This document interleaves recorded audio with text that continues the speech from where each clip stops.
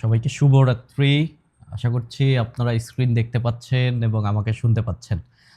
আজকে একটু উম, কিছুটা অকওয়ার্ড টাইমে আপনাদের সাথে আলাপ আলোচনা শুরু করতেছি। গতকাল আপনাদের ক্লাসটা নিতে পারি নাই। আসলে খুব ভালো মতন নিজেকে প্রিপেয়ার করতে পারি নাই, কেননা যে বইগুলো আপনাদেরকে আমি পড়াচ্ছি, এই বইগুলো আমি পড়েছিলাম বেশ কিছুদিন আগে। তো মানুষ আসলে যত পড়বে তত শিখবে তত ভুলবে। তো অনেক অনেক জায়গাগুলোয় আমি ভুলে গেছি, সেইগুলো নতুন করে পড়া, আপনাদের জন্য একটা নোট বানানো। তো ব্যাকগ্রাউন্ডে অনেক কাজকর্ম করতে হয় এবং এই সমস্ত কাজকর্মই আসলে আমার একারই করতে হয়। এবং আরও যারা আরও দুটো ব্যাচ আছে, ওদের পড়ানো এবং ওদের লেকচার ম্যানেজ করা এবং ওদের পরীক্ষা অ্যারেঞ্জ করা। তো এই সব কিছু কাজ টাজ করতে গিয়ে আসলে খুব একটা গুছিয়ে উঠতে পারি নাই। এই জন্য আপনাদের ক্লাস নিতে পারি নাই। আজকে আমরা এই বইটা শেষ দিতে চেয়েছিলাম, তো আহ, বেশ কিছু জটিলতার কারণে হয়তো আজকে আমরা এটা শেষ দিতে পারবো না। আমরা কিছু দূর পর্যন্ত আলাপ আলোচনা করবো আর কি। তবে আকবর আলী খান স্যারের প্রথম যে বই আমি পড়েছিলাম, তার মানে প্রথম বইটা আমার পড়া প্রথম বই ছিল আজব জবর আজব অর্থনীতি। এবং তখন আমি এক প্রকারের আকবর আলী খান স্যারের প্রেমে পড়ে গিয়েছিলাম, যে এত সাবলীল ভাষায় এবং এত কৌতুক করে এবং এত সুন্দর শব্দ চয়ন করে কত জটিল জটিল জিনিসের চমৎকারভাবে ব্যাখ্যা করা যায়। তবে কিছু কিছু জায়গায় বেশ কিছু অতিরঞ্জিততা আছে, মানে অতি বেশি পরিমাণে এক্সাজারেটেড করে ফেলা হয়েছে।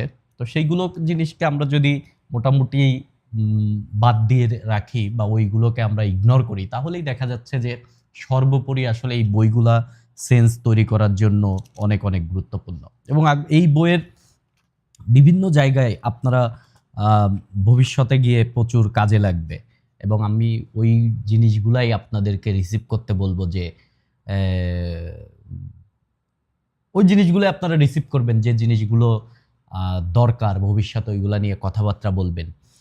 কিছু কিছু আলাপ আলোচনা, ধরেন বুদ্ধিভিত্তিক আলাপ আলোচনায় কিছুটা জোকস করাও খুবই জরুরি, যে আপনি একটু মজার ছলে শিখবেন বা মজার ছলে কথাবার্তা বলবেন, এগুলোও খুবই ভালো উদ্যোগ আর কি।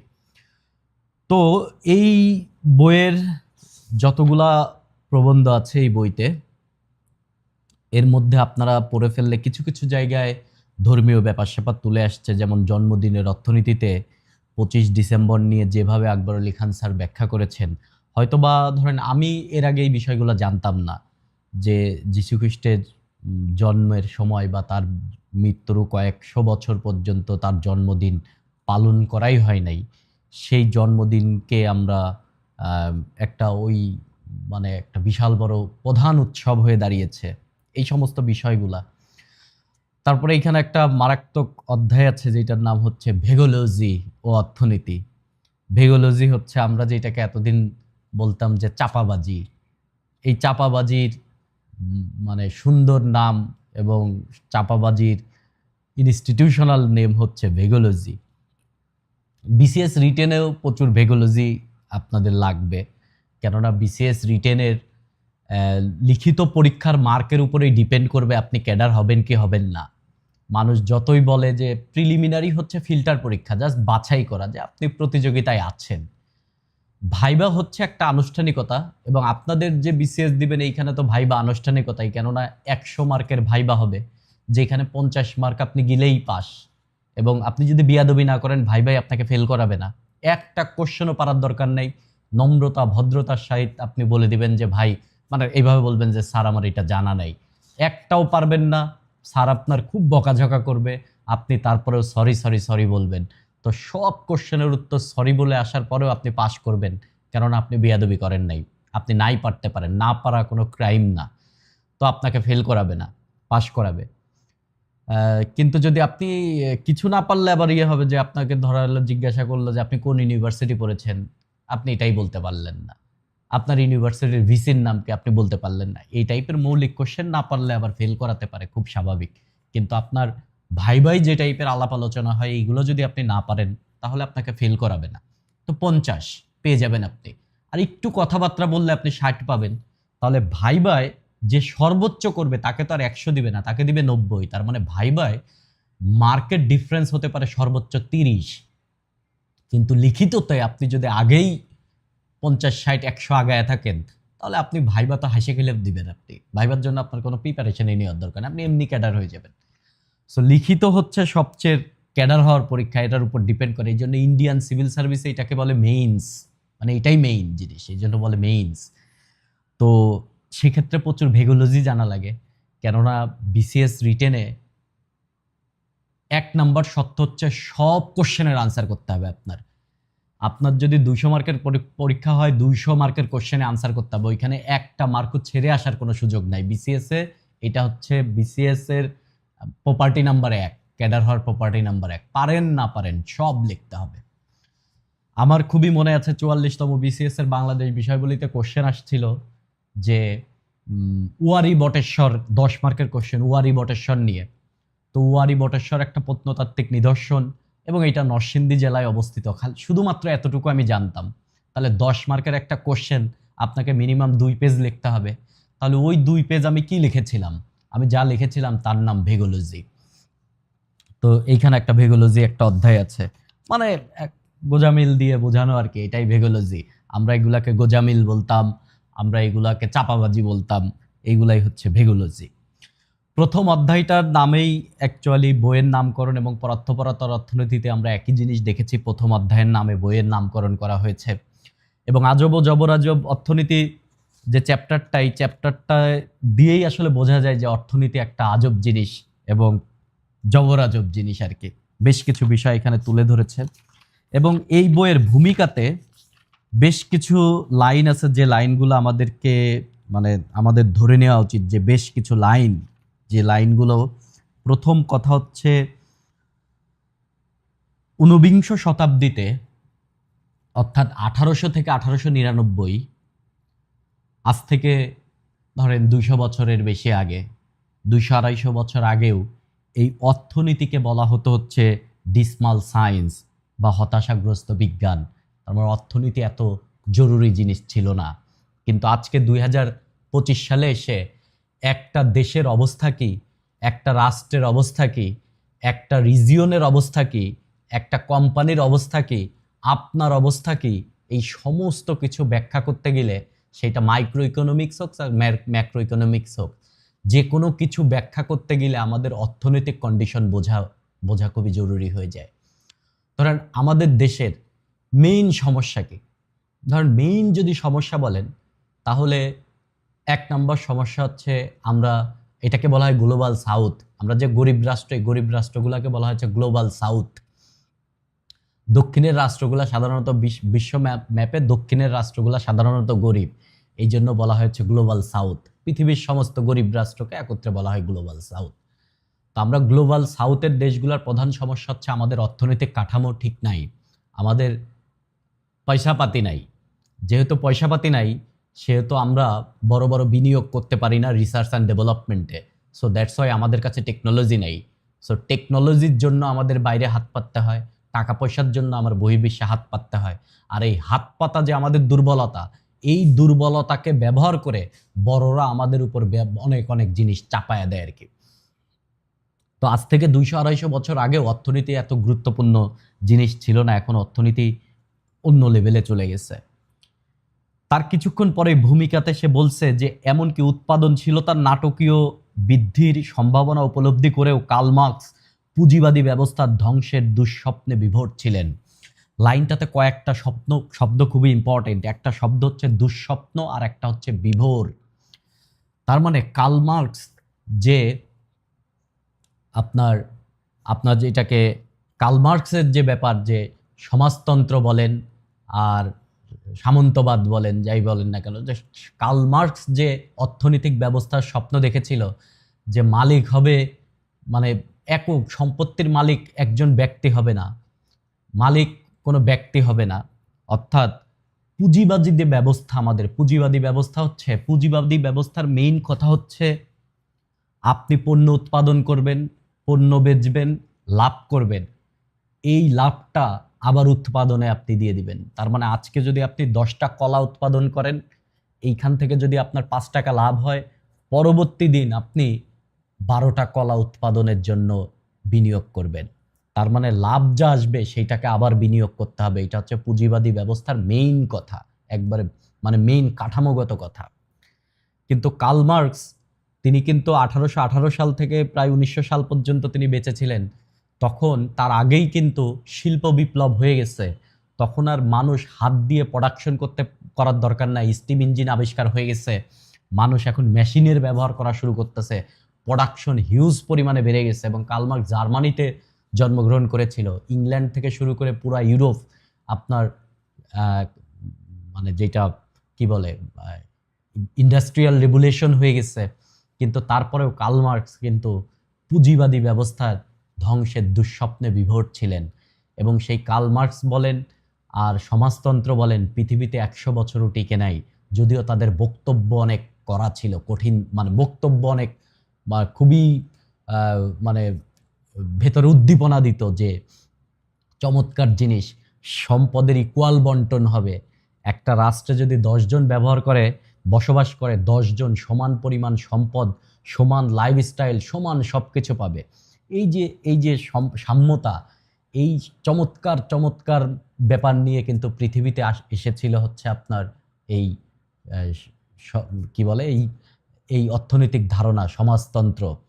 এই সোশ্যালিজম পৃথিবীতে 100 বছরও টিকতে পারে নাই। কেননা সোশ্যালিজমে গণতন্ত্রের কথা তেমন একটা বলা হয় নাই। আর এই জন্যই হচ্ছে যত সমাজতান্ত্রিক দেশ আছে ম্যাক্সিমাম জায়গায় দেখবেন ডিকটেটররা বা এই যে একনায়কতন্ত্র চলে, ওইখানে একজন আছে তো আছেই। ধরেন ভ্লাদিমির পুতিন কবে রাশিয়ায় ক্ষমতা এসেছিল আপনি তার আগে নাম মনে করতে পারবেন না। ঠিক এইরকম চায়নাতে দেখতেছেন আপনার 1949 সাল থেকে এখন পর্যন্ত যত যা চলতেছে, যেই আসতেছে সেই ডিকটেটর, যেই আসতেছে সেই ডিকটেটর। তো এটা একটা খুবই গুরুত্বপূর্ণ ব্যাপার।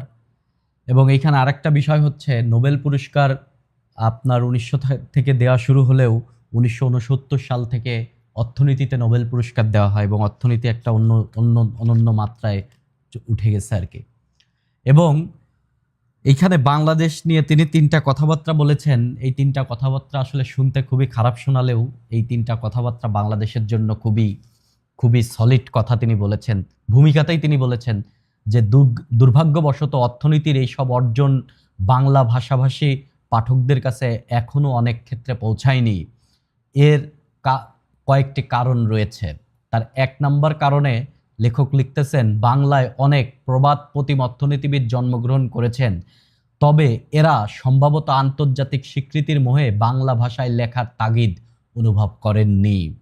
এবং এটা আপনারা সাহিত্য যখন আমরা পড়ব তখনও আপনি দেখবেন যে বড় বড় সাহিত্যিকরা প্রথম অবস্থায় তার মাতৃভাষাতে লিখতে পছন্দ করেন নাই, তারা মানে আন্তর্জাতিক স্বীকৃতি চাইছে। ধরেন আমাদের দেশের বাংলাওয়ালারা তারা ইংরেজিতে লেখার চেষ্টা করছে, যারা ইংরেজি সাহিত্যিক ছিলেন তারা ইংরেজিতে না লিখে ল্যাটিনে লেখার ট্রাই করেছে। এরপরে হচ্ছে বাংলা ভাষার অর্থনৈতিক পরিভাষার দৈন্য রয়েছে। অর্থাৎ আপনি এখন ইকোনমিক্সের বাংলা আপনি করলেন অর্থনীতি, ম্যাক্রো ইকোনমিক্স, মাইক্রো ইকোনমিক্স, এইগুলার যখন বাংলা করবেন এই যে ব্যষ্টিক, সামষ্টিক, এইরকম মানে বাংলা শর্টেজ আছে, অনেকগুলো আপনি বাংলাই করতে পারবেন না। সো এইরকম পরিভাষার দৈন্যতা রয়েছে। ধরেন শব্দ ভাণ্ডার কম বাংলার, সো এইরকম শব্দ ভাণ্ডার সৃষ্টি করার পেছনে এরা অবদান রাখতে পারত। তৃতীয়ত, জন্মগতভাবে বাঙালিরা বামপন্থী। এই লাইনটা কিন্তু খুবই খুবই জরুরি। বামপন্থী মানে সব জিনিসের খুঁত ধরা, এইটা যে কোনো জিনিসের একটা বাম স্রোত সৃষ্টি করা। এর আরও অনেক চমৎকার ডেফিনেশন আছে, বাট এই জায়গা আকবর আলী খান স্যার যেটা বোঝানোর ট্রাই করতেছে, বাংলায় অর্থনীতি নিয়ে যা প্রকাশিত হয় তার সিংহভাগই হচ্ছে রাজনৈতিক অর্থনীতি নিয়ে ডান বামের তরজা আর খিস্তি খেউর।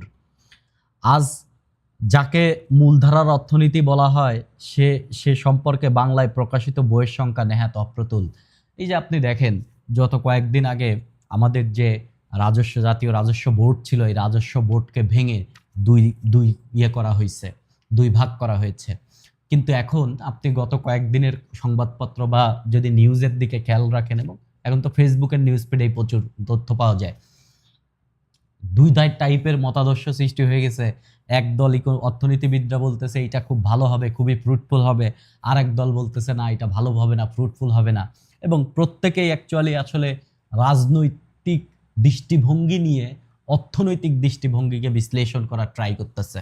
সো ব্যাপারটাই এরকম যে এই সব জায়গাতে এরকম, এবং যে কোনো রিফরমেশন যদি আপনি করেন, সেই রিফরমেশন গতদিনের আপনারা পরোক্ষপরতার অর্থনীতিতে, সংস্কারের অর্থনীতিতে এই জিনিসটা আরও ভালো বুঝে ফেলেছেন।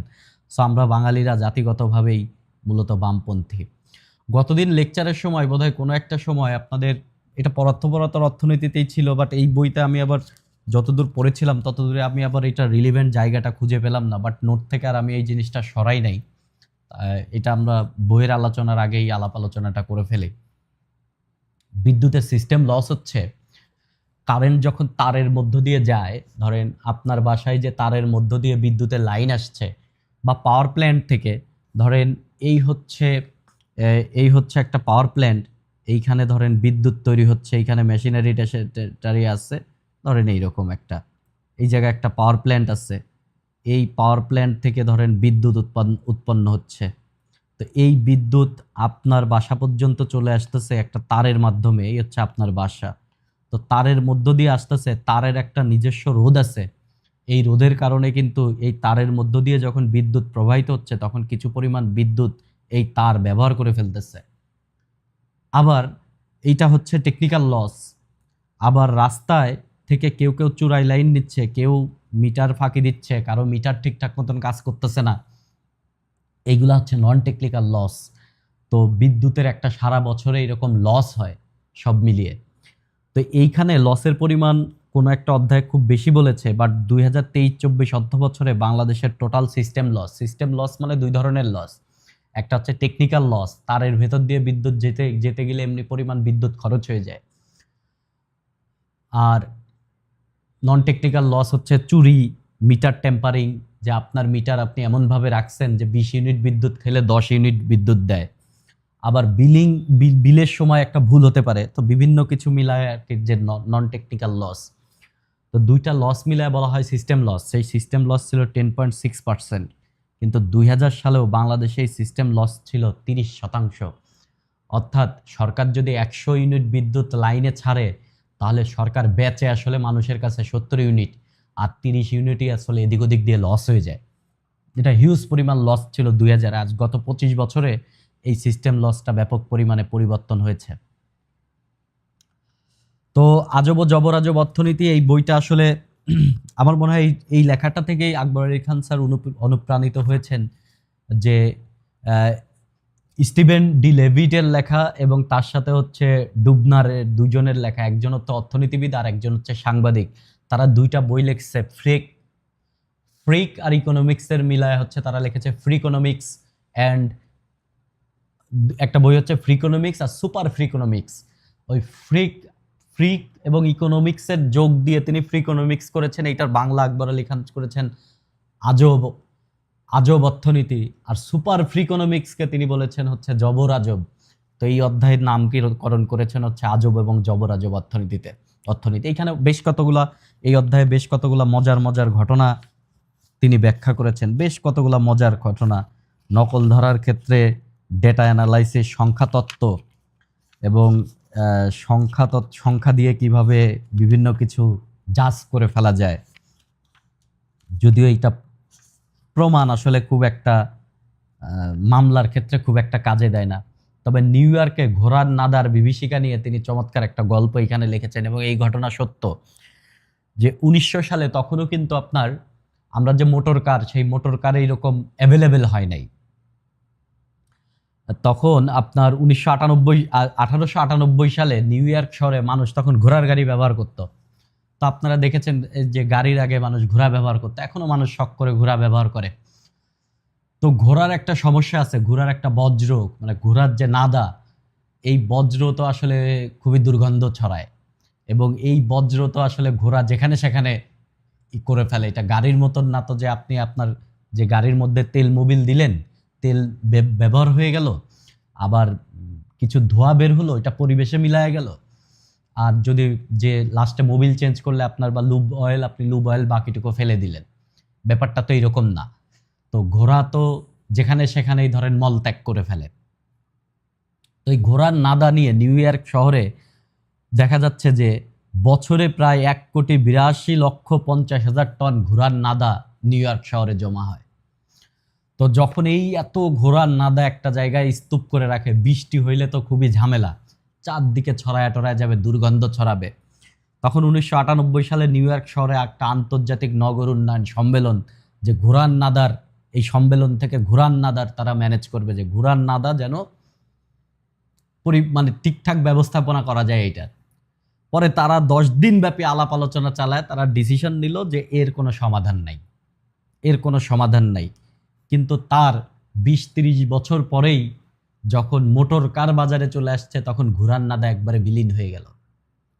তো এই জন্য অ্যাপারেন্টলি আমরা কোনো একটা সমস্যার সমাধান টেকনোলজি ব্যবহার করে এমনভাবে সৃষ্টি করে ফেলা যায়, যেমন ধরেন এখন যে কম্পিউটার যখন আমরা ব্যবহার করা শিখেছি, যখন আমরা এআই এর টাচ পাই নাই, তখন আমরা এরকম চিন্তাই করতে পারতাম না যে বিভিন্ন এআই প্ল্যাটফর্মে এরকম আসবে যে আপনাকে ক্লোন করে ফেলবে তারা। এটা আমরা চিন্তাও করতে পারি নাই। আবার এখানে লিখেছে 1826 সালে প্রথম ছবি তোলা হয়। প্রথম যে ছবি তোলা হয়েছিল তার যে এক্সপোজার, আপনারা দেখবেন যে লো লাইটে যখন ছবি তোলেন, তখন রাতে নাইট মুড দিয়ে ক্যামেরা দিয়ে ছবি তুললে দেখবেন যে ফোনটাকে ধরে রাখতে হয়, অনেকক্ষণ ধরে সে লাইট নেয়। সো প্রথম ছবিটা তুলতে টাইম লেগেছিল 8 ঘন্টা, আর এখন আপনি সেকেন্ডে 2, 4, 5, 10টা ছবি তুলে ফেলতে পারবেন সেকেন্ডে। তো এইগুলাই হচ্ছে টেকনোলজিক্যাল রেভুলেশন। তো টেকনোলজিক্যাল যে কোনো রেভুলেশনে, ধরেন টেকনোলজি নিয়ে কথাবার্তা যখন আপনি বলবেন, ভবিষ্যতে ধরেন 4AI নিয়ে কথাবার্তা বলবেন, টেকনোলজি আমাদের কেন অ্যাডাপ্টেশন করা দরকার, কেন আমাদের বিভিন্ন ইন্ডাস্ট্রিগুলোকে আরও বেশি টেকনোলজি দিয়ে উন্নতন করা দরকার, অটোমেশন করা দরকার, কম্পিউটারাইজড করা দরকার, এইগুলা নিয়ে যখন কথাবার্তা বলবেন, তখন এই ঘোড়ার নাদার রেফারেন্সটা দিয়ে ফেলতে পারেন আপনি, যে ঘোড়ার নাদা। তখন আপনি গল্প করলেও মানুষের সাথে তিনি খুশি হবেন, আবার লেখার মধ্যে যদি কখনো লেখেন, তখনও আসলে যিনি পাঠক তিনি পড়ে অবাক হয়ে যাবেন যে কত সুন্দর রিলেট করেছে, যে আমাদের টেকনোলজি কেন অ্যাডাপ্ট করা লাগবে। এটা খুব একটা বড় গল্প না, আপনি আরও ছোট করে লিখে ফেলতে পারবেন যে 1898 সালে নিউ ইয়র্ক শহরে ঘোড়ার নাদার সমস্যার সমাধান করতে 10 দিন ব্যাপী সম্মেলন করার পরেও তারা নাদার সমস্যা করতে পারে নাই, এবং তারা বলেছে এই নাদার আর কোনো সমস্যাই নাই। কিন্তু তার ঠিক 2 দশক পরে যখন মোটর কার এসেছে, তখন নিউ ইয়র্ক সিটিতে ঘোড়া এবং ঘোড়ার নাদা উধাও হয়ে গেছে। সো টেকনোলজি দিয়ে সমস্যার সমাধান এত চমৎকারভাবে হয়ে গেছে, এরকম আপনি গল্প টল্প করতে পারেন। তো এই অধ্যায়ে শুধু বেশ কিছু মজার মজার ঘটনাই বলা হয়েছে, এবং এই জিনিস বোঝানোর ট্রাই করা হচ্ছে যে অর্থনৈতিক সমাধান অনেক আজব হতে পারে, সেই আজব অর্থনৈতিক সমাধান অনেক সময় কোনো কাজেই দিবে না। যেমন এইখানে 1991 সালের ফিলিপাইনের মাউন্ট পিনাটুবোর যে অগ্নেয়গিরির বিস্ফোরণ হয়েছিল, অগ্নুৎপাত হয়েছিল, সেই অগ্নুৎপাতে উপরে সালফার ডাই অক্সাইড একবারে ছেয়ে গেছে। সেই সালফার ডাই অক্সাইড ছেয়ে যাওয়ার কারণে পৃথিবীর তাপমাত্রা প্রায় 1 ডিগ্রি সেন্টিগ্রেড মতন কমে গেছে। তো এইটা দেখে আপনি পৃথিবীতে এখন উপরে পাইপ দিয়ে 18 কিলোমিটারের পাইপ দিয়ে বা 18 মাইলের পাইপ দিয়ে পৃথিবীর উপরে সালফার ডাই অক্সাইড ছড়ালেই, ছিটায় দিলেই আপনার পৃথিবীতে থেকে চলে যাবে, পৃথিবী থেকে আপনার টেম্পারেচারের যে সমস্যা, বৈশ্বিক উষ্ণায়ন সমস্যা হয়ে যাবে, ব্যাপারটা এরকম না। তো এইখানে তিনি হচ্ছে রবীন্দ্রনাথের জুতা আবিষ্কার কবিতা, এই জুতা আবিষ্কার কবিতাটা সবাই পড়বেন। বর্তমান সময়কার জন্য, আমাদের দেশের প্রেক্ষাপট এবং বিশ্বের প্রেক্ষাপটের জন্য এটা খুবই রিলিভেন্ট। সকলে মিলে যুক্তি করি শেষে কিনলো ঝাঁটা 17.5 লক্ষ। ঝাঁটের চোটে পথের ধুলো এলো, ভরিয়ে দিল রাজার মুখ বক্ষ। ধুলায় কেহ মেলিতে না পারে নারে চোখ, ধুলার মেঘে পড়িল ঢাকা সূর্য। ধুলার বেগে কাশিয়া মরে লোক, ধুলায় মাঝে নগর হইল উজ্জ। কহিল রাজা করিতে ধুলা দূর, জগৎ হইল ধুলাই ভরপুর। তো রাজার পায়ে হচ্ছে আপনার, রাজা হাঁটতে গিয়ে রাজার পায়ে ধুলা লেগে গেছে। তো রাজার পায়ে ধুলা লেগে গেছে, এই কবিতার মেইন জিনিস আর কি। রাজার পায়ে ধুলা লেগে গেছে, এটা তো মানে নিতে পারে নাই। চাটুকার টাইপের কিছু লোকজন থাকে না, কর্মচারী, তারা বলছে রাজার পায়ে ধুলা লেগে গেছে, তাইলে ধুলা সরায় দাও। তখন ধুলা সরায় দিতে, এখন জগৎ তো ভর্তি ধুলা, রাস্তাঘাট 17.5 লাখ ঝাঁটা কিনছে, যে সবাই ঝাঁটার বাড়ি দিয়ে ধুলা পরিষ্কার করে দাও। তো রাজার বাড়ি সব ধুলা যখন ঝাঁটার বাড়ি দিছে, ধুলা উড়ে পুরা রাজ্য ধুলায় একবারে ধরেন ধুলাময় হয়ে গেছে। তো করিতে ধুলা দূর, ধুলাই হইল জগৎ ভরপুর। তখন একজন বলল যে ধুলা দূর না করে রাজার পায়ে জুতা পরাইয়া দাও। তো রাজার পায়ে জুতা পরাইয়া দিলেই তো আর ধুলা লাগবে না। তো এই হচ্ছে মানে জুতা আবিষ্কার কবিতার মেইন বিষয় আর কি। তো আমরা সমাধানের সহজ রাস্তা না খুঁজে আমরা কিছু কিছু সময় চাটুকারিতা করতে গিয়ে আমরা অনেক সময় বেশি করে ফেলি যে করিতে ধুলা দূর, জগৎ হলো ধুলায় ভরপুর। এটা খুবই ভালো জিনিস, খুবই ভালো। এটা আপনারা এগুলাও রিলেট করতে পারেন। বিভিন্ন সংস্কার নিয়ে যদি কখনো কথাবার্তা হয় তখন আপনি এরকম বলবেন যে রবীন্দ্রনাথের জুতা আবিষ্কার কবিতার কয়েকটি লাইন আমাদের সবসময় মনে রাখতে হবে যে করিতে ধুলা দূর, ধুলায় হইল জগৎ ভরপুর। সো আমরা কোনো জিনিসের সমস্যার সমাধান করতে গেলে যেন সেটার না হয়, মানে ওই সমস্যাই আবার এসে আমাদের মাথার উপর না পড়ে, ওই জিনিসগুলো আমাদের মাথায় রাখতে হবে। তো যাই হোক, এই অধ্যায়ের পরে যে দ্বিতীয় যে অধ্যায়টা, এটা হচ্ছে ফ্রেন্ডলি ফায়ার্স। ভালো করতে গিয়ে খারাপ হয়ে যাওয়া, এটাই হচ্ছে ফ্রেন্ডলি ফায়ার্স। ফ্রেন্ডলি ফায়ার্স আসলে মেইন জিনিস কি, যুদ্ধের সময় আপনার যখন দুই পক্ষ যুদ্ধ করতেছেন তখন এমন যুদ্ধ বেঁধে গেছে যে গুলাগুলি হচ্ছে, প্রচুর গুলাগুলি। তা আপনার সামনে কে আছে আপনি বুঝতেছেন না, আপনি গুলি চালায় দিয়েছেন, আপনার একজন সহযোদ্ধাই মারা গেল। এটা হচ্ছে ফ্রেন্ডলি ফায়ার্স। এবং ফ্রেন্ডলি ফায়ার্স প্রথম বিশ্বযুদ্ধে এইটার মোটামুটি ডেটা পাওয়া যায় না, তবে প্রথম বিশ্বযুদ্ধে মোট ৮০ লক্ষ থেকে ১ কোটি মানুষ মারা যায়, সোলজার আর কি। ৮০ লক্ষ থেকে ১ কোটি, তার মধ্যে ১০ থেকে ২০% মানুষ মারা যায় হচ্ছে, মানে সৈন্য মারা যায় ফ্রেন্ডলি ফায়ার্স। ১০ থেকে ২০ লক্ষ, মানে টোটাল, মানে যদি ১ কোটি মানুষ মারা যায় তাহলে ১০ থেকে ২০ লক্ষ মানুষ মারা গেছে হচ্ছে আপনার ফ্রেন্ডলি ফায়ার্সে নিজেদের ইয়েতে। বাট দ্বিতীয় বিশ্বযুদ্ধের আসলে ডেটা একটু বেশি পাওয়া যায়। দ্বিতীয় বিশ্বযুদ্ধতে মোটামুটি ধারণা করা হয় যে ফ্রেন্ডলি ফায়ার্সে মোটামুটি আপনার আসল পরিসংখ্যান পাওয়া যায় না, তবে কিছু ঘটনা পাওয়া যায়, যে ঘটনা থেকে ধারণা করা যায় কি পরিমাণ মানুষ মারা গেছে। তো দ্বিতীয় বিশ্বযুদ্ধে মোট ২ কোটি সৈন্য মারা যায় এবং ৪ কোটি সাধারণ মানুষ মারা যায় দ্বিতীয় বিশ্বযুদ্ধে। কিন্তু যুদ্ধের পরে এগুলাকে বলা হচ্ছে ওয়ার লেগেসি। যুদ্ধের পরে আপনারা জানেন যে ১৯৪৫ সালে দ্বিতীয় বিশ্বযুদ্ধ শেষ হয়, কিন্তু দ্বিতীয় বিশ্বযুদ্ধের পরে সারা পৃথিবীতে যে পরিমাণে মহামারী দেখা দেয়, দুর্ভিক্ষ, খাদ্য সংকট, সেই খাদ্য সংকটে সারা পৃথিবীতে ১০ কোটিরও বেশি মানুষ মারা যায়। আমাদের এই ভারতবর্ষের শুধু বাংলা প্রভিন্স, শুধু বাংলা, মানে আমাদের পশ্চিমবঙ্গ আর বর্তমান বাংলাদেশ, এইটুকু মিলিয়ে ৩০ লক্ষ মানুষ মারা যায়। ৩০ লক্ষ। কেন মারা যায়? এটাকে বলা হয় ৫০-এর মনন্তর, ১৯৫০ সাল। এই টাইমে আপনার আমরা তো তখন ব্রিটিশের আন্ডারে ছিলাম দ্বিতীয় বিশ্বযুদ্ধের টাইমে। তো দ্বিতীয় বিশ্বযুদ্ধে তখনও ভারত ভাগ হয় নাই। দ্বিতীয় বিশ্বযুদ্ধের টাইমে তখন ব্রিটিশরা সৈন্যরা যেন খাদ্য রসদের সংকটে না পড়ে, তখন অতিরিক্ত খাদ্য তারা সৈন্যদের জন্য মজুত করে ফেলেছিল, যা দরকার তার চাইতেও বেশি। এর প্রভাব পড়েছিল কয়েক বছর পরে, এবং এতে করে দেখা যায় যে ৫০-এর মনন্তরে ৩০ লক্ষ মানুষ মারা যায়। ৩০ লক্ষ। সারা পৃথিবীতে এরকম মানুষ মারা যায়, ১০ কোটি মতন মানুষ মারা যায় সারা পৃথিবীতে।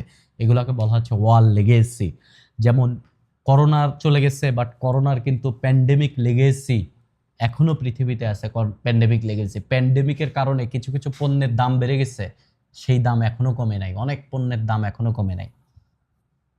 এগুলাই হচ্ছে প্যান্ডেমিক লেগেসি। তো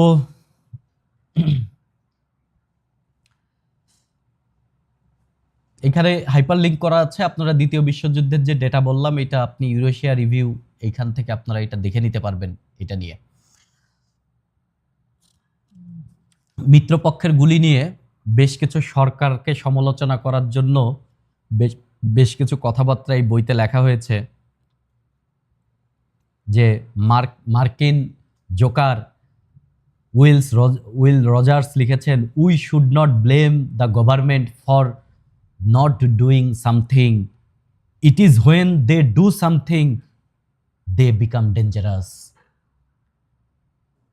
সরকার কোনো কিছু না করলে সরকারকে ব্লেম দেওয়া উচিত না, কিন্তু সরকার কিছু করলেই সেটা খুবই ডেঞ্জারাস হয়ে যায়। এবং তিনি বলেছেন যে তিনি তো জোকার ছিলেন, তিনি বলতেছে আমি এত জোকস টোকস নিয়ে আমি এত চিন্তা ভাবনা করি না, আমার জোকস নিয়ে কোনো প্যারা নাই, আমি সরকারের দিকে অবজার্ভ করি, সরকারকে দেখি, সরকার যা করতেছে আমি তাই মুখ দিয়ে বলি, এগুলাই জোকস হয়ে যায়। মিল্টন ফ্রাইডম্যান লিখেছিলেন যে usually the government solution to A problem is as bad as the problem. যে কোনো একটা সমস্যার সমাধান সরকার যদি করে, তাহলে ওই সমাধানটাও সমস্যার মতোই সমস্যা। তো the government solution to A problem is usually as bad as the problem, Milton Friedman. যাই হোক, এইখানে কিছু এই সমালোচনামূলক কথাবার্তা বলেছে, তো আপনারা এটা বিভিন্ন রেফারেন্সে ব্যবহার করতে পারেন এবং বিভিন্ন তথ্য দিয়ে আপনি বোঝাতে পারেন যে মানুষ তার প্রয়োজনে ধর্মকে পর্যন্ত বা ধর্মের রুলস রেগুলেশনকে বিকৃত করে যেন তার মতন করে নেওয়া হয়। যেমন ইহুদি এবং খ্রিস্টানদের একটা উদাহরণ দিয়েছেন, যে ইহুদি এবং খ্রিস্টানরা চিন্তা করত যে বিধাতা 6 দিনে পৃথিবী সৃষ্টি করেছেন এবং 7ম দিবসে তারা এটা পৃথিবী বানায় তিনি রেস্ট নিয়েছেন। এই জন্য তারা 6 দিন কাজ করে, একদিন কাজ করে না, ওই দিন তারা রেস্ট নেয়। এইভাবে 6 বছর পরে তারা গিয়ে 1 বছর তাদের জমি চাষ করাকেও তারা রেস্ট দেয়। তো এইটা নিয়ে বেশ কিছু ওই 1 বছরকে কিভাবে বৈধ করা যায়, তাহলে ওই 1 বছর যারা ইহুদি না তাদের কাছে ভাড়া দিয়ে দিতে হবে 1 বছরের জন্য, বা বিক্রি করে দিতে হবে 1 বছরের জন্য। যেন মেইন কথা হচ্ছে ধর্মের নিয়মকে নিজের মতন করে সাজিয়ে নিয়ে আমরা এমন রুলস এবং রেগুলেশন বানাবো যেন তালগাছটা আমার থাকে। যেমন উদাহরণ দিই, বহির্বিশ্বে বিভিন্ন ইসলামিক কান্ট্রিগুলা প্রস্টিটিউশনকে হালাল করে নিছে। প্রস্টিটিউশনকে হালাল করে নিছে কিভাবে? আপনি একজন পতিতার কাছে যাবেন, ধরেন এক পতিতার কাছে পৃথিবীর সবচেয়ে পুরাতন ঐতিহাসিক ব্যবসা হচ্ছে এই দেহ ব্যবসা, পৃথিবীর সবচেয়ে পুরাতন ব্যবসা। তো তো আপনি তার কাছে যাবেন, যাওয়ার পরে তো তার একটা রেট আছে, ধরেন তার রেট $1000, তাহলে $1000 কাবিন করে তাকে বিয়ে করবেন 1 রাতের জন্য বা যে কয়দিনের জন্য হোক। বিয়ে করার পরে যখন টাইম আপ হয়ে যাবে তখন আপনি তাকে টাকাগুলা দিয়ে তাকে একটা তালাক দিয়ে থুয়ে আপনি চলে আসবেন। যে কন্ট্রাকচুয়াল ম্যারেজ, পতিতাকে প্রধানে আপনি পতিতাবৃত্তিকেও আপনি জায়েজ করে ফেলতেছেন। জায়েজ করা শব্দটা ব্যবহার করা ঠিক হচ্ছে না, আপনার মতন করে নিচ্ছেন আর কি। তো এই জন্য আমরা ওকে, এরকম বেশ কিছু তথ্য এখানে তুলে ধরা হয়েছে। এই তথ্য তুলে ধরতে গিয়ে বাংলাদেশের ফ্রেন্ডলি ফায়ার্স, সরকার ভালো উদ্যোগ নিতে গিয়ে খারাপ হয়ে গেছে, এইটাকেই বলা হচ্ছে ফ্রেন্ডলি ফায়ার্স। সরকারের উদ্যোগ ছিল খুবই ভালো। বাংলাদেশের নলকূপ নিয়ে বেশ কিছু তথ্য এখানে দিয়েছেন আকবরুল খান স্যার এই পেজ নাম্বার 53-তে। 1980 সালে বাংলাদেশে 1,10,00,000 দ্বারাই হচ্ছে আমাদের নলকূপের সংখ্যা। এবং এই যে নলকূপ, এই নলকূপ কিন্তু আমরা আগে ব্যবহার করতাম না। আগে কুয়ার পানি খেত মানুষজন, হঠাৎ করে ডিপ টিউবওয়েল বা পুকুরের পানি খেত, নদীর পানি খেত। ওই যে ইউনাইটেড নেশন বা ইউএনডিপি, বিভিন্ন আন্তর্জাতিক সংস্থা, এরা বাংলাদেশে বিভিন্ন জায়গায় নলকূপ স্থাপন করা শুরু করে। এবং বাংলাদেশে আর্সেনিক সমস্যা দেখা দেয় 1982 সালে প্রথম দেখা দেয়, এবং 1985 সালে পশ্চিমবঙ্গের একটা হাসপাতাল 2 জন বাংলাদেশি আর্সেনিক রোগী পায়, 2 জন বাংলাদেশি। এরপরেও কিন্তু বাংলাদেশের সরকারের টনক নড়ে নাই। তাদের যে আপনার নলকূপ বানানোর যে প্রজেক্ট, এগুলো তো বিভিন্ন দাতা ফান্ড থেকে আসছে, সেই দাতা ফান্ডগুলা সেই নলকূপগুলা স্থাপন করছে। এখন ওই দাতা ফান্ড তো ডাইরেক্ট নলকূপ স্থাপন করে নাই, নলকূপের টেন্ডার দেওয়া হয়েছে। তার বাংলাদেশি কোনো অর্গানাইজেশন এই নলকূপগুলা বিভিন্ন জায়গায় বসাচ্ছে, মানুষদেরকে দিচ্ছে, ডোনেট করতেছে, কিন্তু এর পেছনে তো কিছু টেন্ডারবাজি বা কিছু মানুষজন আছে যারা এই কাজগুলো করতেছে, তো তারা তো এখান থেকে প্রফিট করতেছে। তো এই সমস্ত রিপোর্ট আসার পরেও সরকার যে চুপ থেকেছে ব্যাপারটা তা না, সরকারকে চুপ রাখা হয়েছে। এই যে পেছনের যারা স্বার্থান্বেষী গ্রুপ সরকারকে বিভিন্ন কাজ করতে বাধ্য করে, এদেরকে বলা হয় হচ্ছে চাপ সৃষ্টিকারী গোষ্ঠী বা লবি গ্রুপ। আপনারা দেখবেন যে বিভিন্ন সমস্যা সমাধানে বা বিভিন্ন সমস্যা আরও সমস্যা করার জন্য বিভিন্ন জায়গায় লবিস্ট নিয়োগ করে, এই লবি গ্রুপ বলে। আর যারা এটা ডাইরেক্ট কাজ করে তাদেরকে বলা হয় লবিস্ট। এরা হচ্ছে চাপ সৃষ্টিকারী গোষ্ঠী। এই যে লবি বা লবিস্ট, এইগুলো হচ্ছে খুবই অফিসিয়াল নাম। এদেরকে যদি খাস বাংলায় আপনি নাম বলেন তাহলে এরা হচ্ছে দালাল। মানে লবিস্টের বাংলা নাম হচ্ছে দালাল আর কি। চাপ সৃষ্টিকারী গোষ্ঠী আসলে কি? চাপ সৃষ্টিকারী গোষ্ঠী হচ্ছে একটা গোষ্ঠী, তারা একজনই হতে পারে, একটা প্রতিষ্ঠান হতে পারে, একটা রাজনৈতিক দলও হতে পারে কখনো কখনো সময়, বা একটা মতাদর্শের কিছু মানুষজন হতে পারে। এরা কি করে? সরকারের পলিসি মেকিংয়ে তারা চাপ সৃষ্টি করে, এবং চাপ সৃষ্টি করার তাদের প্রধান স্বার্থ কি? যে তারা নিজেদের স্বার্থ নিবে। সরকার যদি এখন একটা পলিসি করতে যায়, ধরেন সরকার যদি এখন একটা সংস্কার করতে চায়, এই সংস্কার করতে গেলে কিছু লোকের আঘাত লাগবে, আবার কিছু লোক গেইনার হয়ে যাবে। যাদের আঘাত লাগবে তারা হচ্ছে সরকারকে চাপ সৃষ্টি করবে যে এটা করতে দেওয়া যাবে না, আর যারা লাভবান হবে তারা আবার চাপ সৃষ্টি করবে যে হ্যাঁ এটা করো, এটা করো। এই হচ্ছে লবি গ্রুপ। আমরা একটা উদাহরণ দিতে পারি যে আপনার আমেরিকায় একটা লবি গ্রুপ কাজ করে যেটাকে বলা হচ্ছে এইপ্যাক। এইপ্যাক হচ্ছে American Israel public affairs committee. এইগুলোই হচ্ছে ইসরায়েলের লবিস্ট বা ইহুদিদের লবিস্ট। এবং এই লবিস্ট হচ্ছে আমেরিকান সরকার বা মার্কিন সরকার যেন ইহুদিপন্থী হয় এবং ইসরায়েলের ভালোর জন্য তারা বিভিন্ন উদ্যোগ নেয়, ইসরায়েলকে প্রচুর পরিমাণে মিলিটারি সহায়তা দেয়, তাদের সিকিউরিটি যেন নিশ্চিত করে ইসরায়েলকে আমেরিকা। এই টাইপের তারা মূলত হচ্ছে চাপ সৃষ্টি করে আমেরিকান গভর্নমেন্টকে। এবং মজার বিষয় হচ্ছে এরা সরকারের নির্বাচনে, আমেরিকার সরকারের নির্বাচনে ফান্ডিং করে। এবং এরা একই সাথে, আমেরিকাতে প্রধান রাজনৈতিক দল হচ্ছে দুইটা, একটা হচ্ছে ডেমোক্রেটিক আর একটা হচ্ছে রিপাবলিকান। তো ডেমোক্রেটিক হোক আর রিপাবলিকান হোক, দুই দলেইকেই এরা হচ্ছে একই সমানভাবে দুই দলকে তারা ইয়ে করে, মানে দুই দলের পেছনে তারা সমানভাবে বিনিয়োগ করে এবং তাদের সাথে সম্পর্ক রাখে। এই প্যাক আপনার কিছুদিন আগে দেখবেন যে বিভিন্ন জায়গায় যে সভা সেমিনার হয়েছে, সেই সভা সেমিনারে কিন্তু স্টপ এই প্যাক এরকম প্লে কার্ড বিভিন্ন দেশ দেখাইছে যে এই প্যাককে স্টপ করো। এটা হচ্ছে আপনার এই একটা চাপ সৃষ্টিকারী গোষ্ঠী। বাংলাদেশের ধরেন গার্মেন্টস নিয়ে যদি সরকারকে কোনো উদ্যোগ নিতে যায় সরকার, তখন গার্মেন্টস মালিকদের একটা বড় সংগঠন বিজিএমইএ সরকারের উপর চাপ সৃষ্টি করবে। তখন আপনি বিজিএমইকেও লবিস্ট বলতে পারেন, চাপ সৃষ্টিকারী গোষ্ঠী বা লবি গ্রুপ বলতে পারেন। তো চাপ সৃষ্টিকারী গোষ্ঠী হচ্ছে একটা গোষ্ঠী যারা আসলে বিভিন্ন সময় সরকারের উপর চাপ সৃষ্টি করে, বিভিন্ন সময় বিভিন্ন প্রয়োজনে।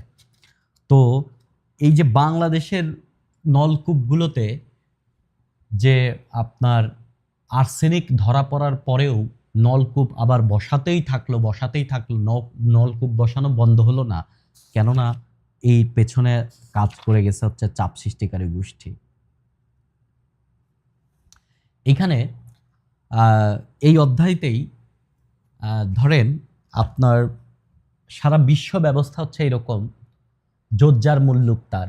আমেরিকা সারা পৃথিবীতে তাণ্ডব চালাতে পারে এই জন্যই যে আমেরিকার অর্থনৈতিক বলেন, মিলিটারি পাওয়ার বলেন, টেকনোলজিক্যাল পাওয়ার বলেন, সব পাওয়ার আমেরিকার আছে। আমরা পারি না কেন? আমাদের এই পাওয়ারগুলো নাই। এখন আমেরিকার আপনি যদি আমেরিকার আপনার এই কি বলে, আমেরিকার যদি আপনি যেটা এখন বাংলাদেশের মধ্যেও যদি আপনি মানুষের কথা চিন্তা করেন তাহলে সেম টাইপের বৈশিষ্ট্য আছে এখানে, যোজ্জার মুল্লুক তার। ধরেন আমাদের সমাজের সবচাইতে যারা অ্যাকচুয়ালি বেশি পরিমাণে আমাদেরকে সাপোর্ট দেয় এবং সবচেয়ে বেশি শোষিত হয় তারা হচ্ছে কৃষকরা, মানে প্রান্তিক কৃষক। প্রান্তিক কৃষকদের উন্নয়নের জন্য সরকারের দুইটা বিশেষায়িত ব্যাংক আছে, একটা হচ্ছে কৃষি ব্যাংক আর একটা হচ্ছে রাজশাহী কৃষি উন্নয়ন ব্যাংক। দুইটা ব্যাংক, এই দুইটা ব্যাংক হচ্ছে বিশেষায়িত ব্যাংক। এরা আরো একটা বিশেষায়িত ব্যাংক হচ্ছে প্রবাসী কল্যাণ ব্যাংক। টোটাল তিনটা বিশেষায়িত ব্যাংক, কিন্তু এই দুইটা বিশেষায়িত ব্যাংক হচ্ছে কৃষকদের নিয়ে কাজ করে। এরা লোন দিবে কৃষকদের, তো আপনি খুব স্বাভাবিক আপনার মনে হতে পারে যে কৃষকদের আসলে যেহেতু সাপোর্ট টাপোর্ট দরকার, তাহলে কৃষকদের আসলে স্বল্প সুদে ঋণ দেওয়া দরকার। কিন্তু কৃষকদের যদি আপনি স্বল্প সুদে ঋণ দিতে চান, তাহলে যে এই ঋণের যে বেনিফিট কৃষকদের পাওয়ার কথা, এটা কৃষকরা পাবে না, কৃষকরা ঋণই পাবে না। কেননা আপনি যদি কৃষকদের 5% হারে ঋণ দেন, তাহলে যারা উস্তাদ লোক, বড় বড় লোক, ধরেন বড় বড় প্রতিষ্ঠান যারা, তাদেরও তো জমি জমা আছে কিছু, তাদের ইন্ডাস্ট্রির জমি হোক, মাঠের জমি হোক, ফ্যাক্টরির জমি হোক, আবাসনের জমি হোক। বাংলাদেশে বসুন্ধরা গ্রুপ প্রচুর জমি আছে, বাংলাদেশের যমুনা গ্রুপ প্রচুর জমি আছে। তো যারা এরকম বড় বড় গ্রুপ অফ কোম্পানি বা বড় পাওয়ারফুল অর্গানাইজেশন বা পাওয়ারফুল মানুষ, এবং লোকাল ধরেন যারা প্রান্তিক কৃষক তা না, লোকাল যারা জমিদার টাইপের কৃষক, এরা তাদের জমি টমি দিয়ে এবং পাওয়ার খাটিয়ে এরা ঋণ নিয়ে নিবে। ধরেন একটা কৃষি ব্যাংকের একটা রিজিওনাল শাখার সে 10 কোটি 20 কোটি টাকা ঋণ দিতে পারে। যে কৃষকের ঋণটা দরকার ছিল সে পাবে না, উস্তাদরা নিয়ে যাবে। সো তখন ফ্রেন্ডলি ফায়ার হবে। তো উদাহরণ আমরা দিতে পারি, ধরেন উদাহরণ হচ্ছে বাংলাদেশের কৃষি ব্যাংকের এখানে একটা রিপোর্ট দেওয়া হয়েছে কৃষি ব্যাংকের, এটা আমি ডেইলি স্টার থেকে হুবহু কপি করেছি। 2021-22 অর্থ বছরে আপনি যদি দেখেন, তাহলে 30 বছর ধরে কৃষি সেক্টর কৃষি ব্যাংক লোন মানে লোকসান করতেছে। কৃষি ব্যাংক লোকসানের কারণ কি? 3টা কারণ দিছে। 3টা কারণ, এই যে 3টা কারণ রিডিং করেন। 1 নম্বর হচ্ছে কম সুদে কৃষি ঋণ। কম সুদে কৃষি ঋণ যদি আপনি দেন, এবং সেই ঋণ যদি যে কৃষকের ঋণ দরকার, প্রান্তিক কৃষক, সে তো পাওয়ারফুল না ভাই, তো সে তো টাকা ব্যাক দিবে আপনাকে, দিবে না। এর পরেরটাই হচ্ছে উচ্চ ঋণ খেলাপি। উচ্চ ঋণ খেলাপি কেন হইছে? কম সুদে ঋণ দিছেন, এই ঋণটা আসলে প্রান্তিক কৃষক পায় নাই, এই ঋণটা নিয়ে গেছে পাওয়ারফুল লোক, আর পাওয়ারফুল দেখেই সে টাকা ব্যাক দিচ্ছে না। ধরেন আমার আপনার মতন যদি নর্মাল মানুষ ঋণ নিই ব্যাংকের কাছ থেকে, আমরা কি ব্যাংকে বলতে পারবো যে ভাই দিতে পারবো না, আমাকে ঋণ খেলাপি করে দেন, আমাকে দেউলিয়া ঘোষণা করেন? এটা আমরা বলতে পারবো? আসে মার দিবে ধরে, বলবে টাকা দে বেটা। কিন্তু পাওয়ারফুল লোকজন কিন্তু, যারা যত বেশি ধরেন ঋণ খেলাপি, এরা কারা? আর হচ্ছে প্রাকৃতিক দুর্যোগের কারণে সুদ মৌকুফ। তাহলে আপনি দেখলেন যে কম সুদে ঋণ এবং উচ্চ ঋণ খেলাপি, এই দুইটা একটার সাথে কেমন রিলেটেড। এটা হচ্ছে একটা বড় কারণ। এটাই হচ্ছে বাংলাদেশের একটা ফ্রেন্ডলি ফায়ার, যে আপনার সুদ কমালেই আপনার কাজ হবে না। এবং এইখানে এই সুদ কমালে যে সাধারণ লোক লাভ পাবে না, এই জিনিসটাতে আপনারা এখানে দেখবেন জন লকের নাম আসছে। জন লক, আপনাদের সাথে এর আগে আমি থমাস হবস নিয়ে কথা বলেছিলাম, লেভিয়েথান নিয়ে। সো থমাস হবস যখন আসছে, আবার এখন আসছে জন লক। এই নামগুলাই কিন্তু আপনারা আসলে ইংলিশ লিটারেচারে গিয়ে পড়বেন। জন লক, তিনি হচ্ছে সোশ্যাল কন্ট্রাক্ট থিওরির একজন পথিকৃতি আর কি, এবং তার 2টা রাইট লেখা আপনাকে পড়তে হবে তখন, on liberty, on politics and education, এইগুলো আপনার পড়তে হবে তখন। তা সোশ্যাল কন্ট্রাক্ট থিওরি কেমন? সোশ্যাল কন্ট্রাক্ট থিওরি হচ্ছে সোশ্যালি মানুষ কেন একসাথে হলো, সোশ্যালি একসাথে হলো কেন মানুষ, এবং মানুষ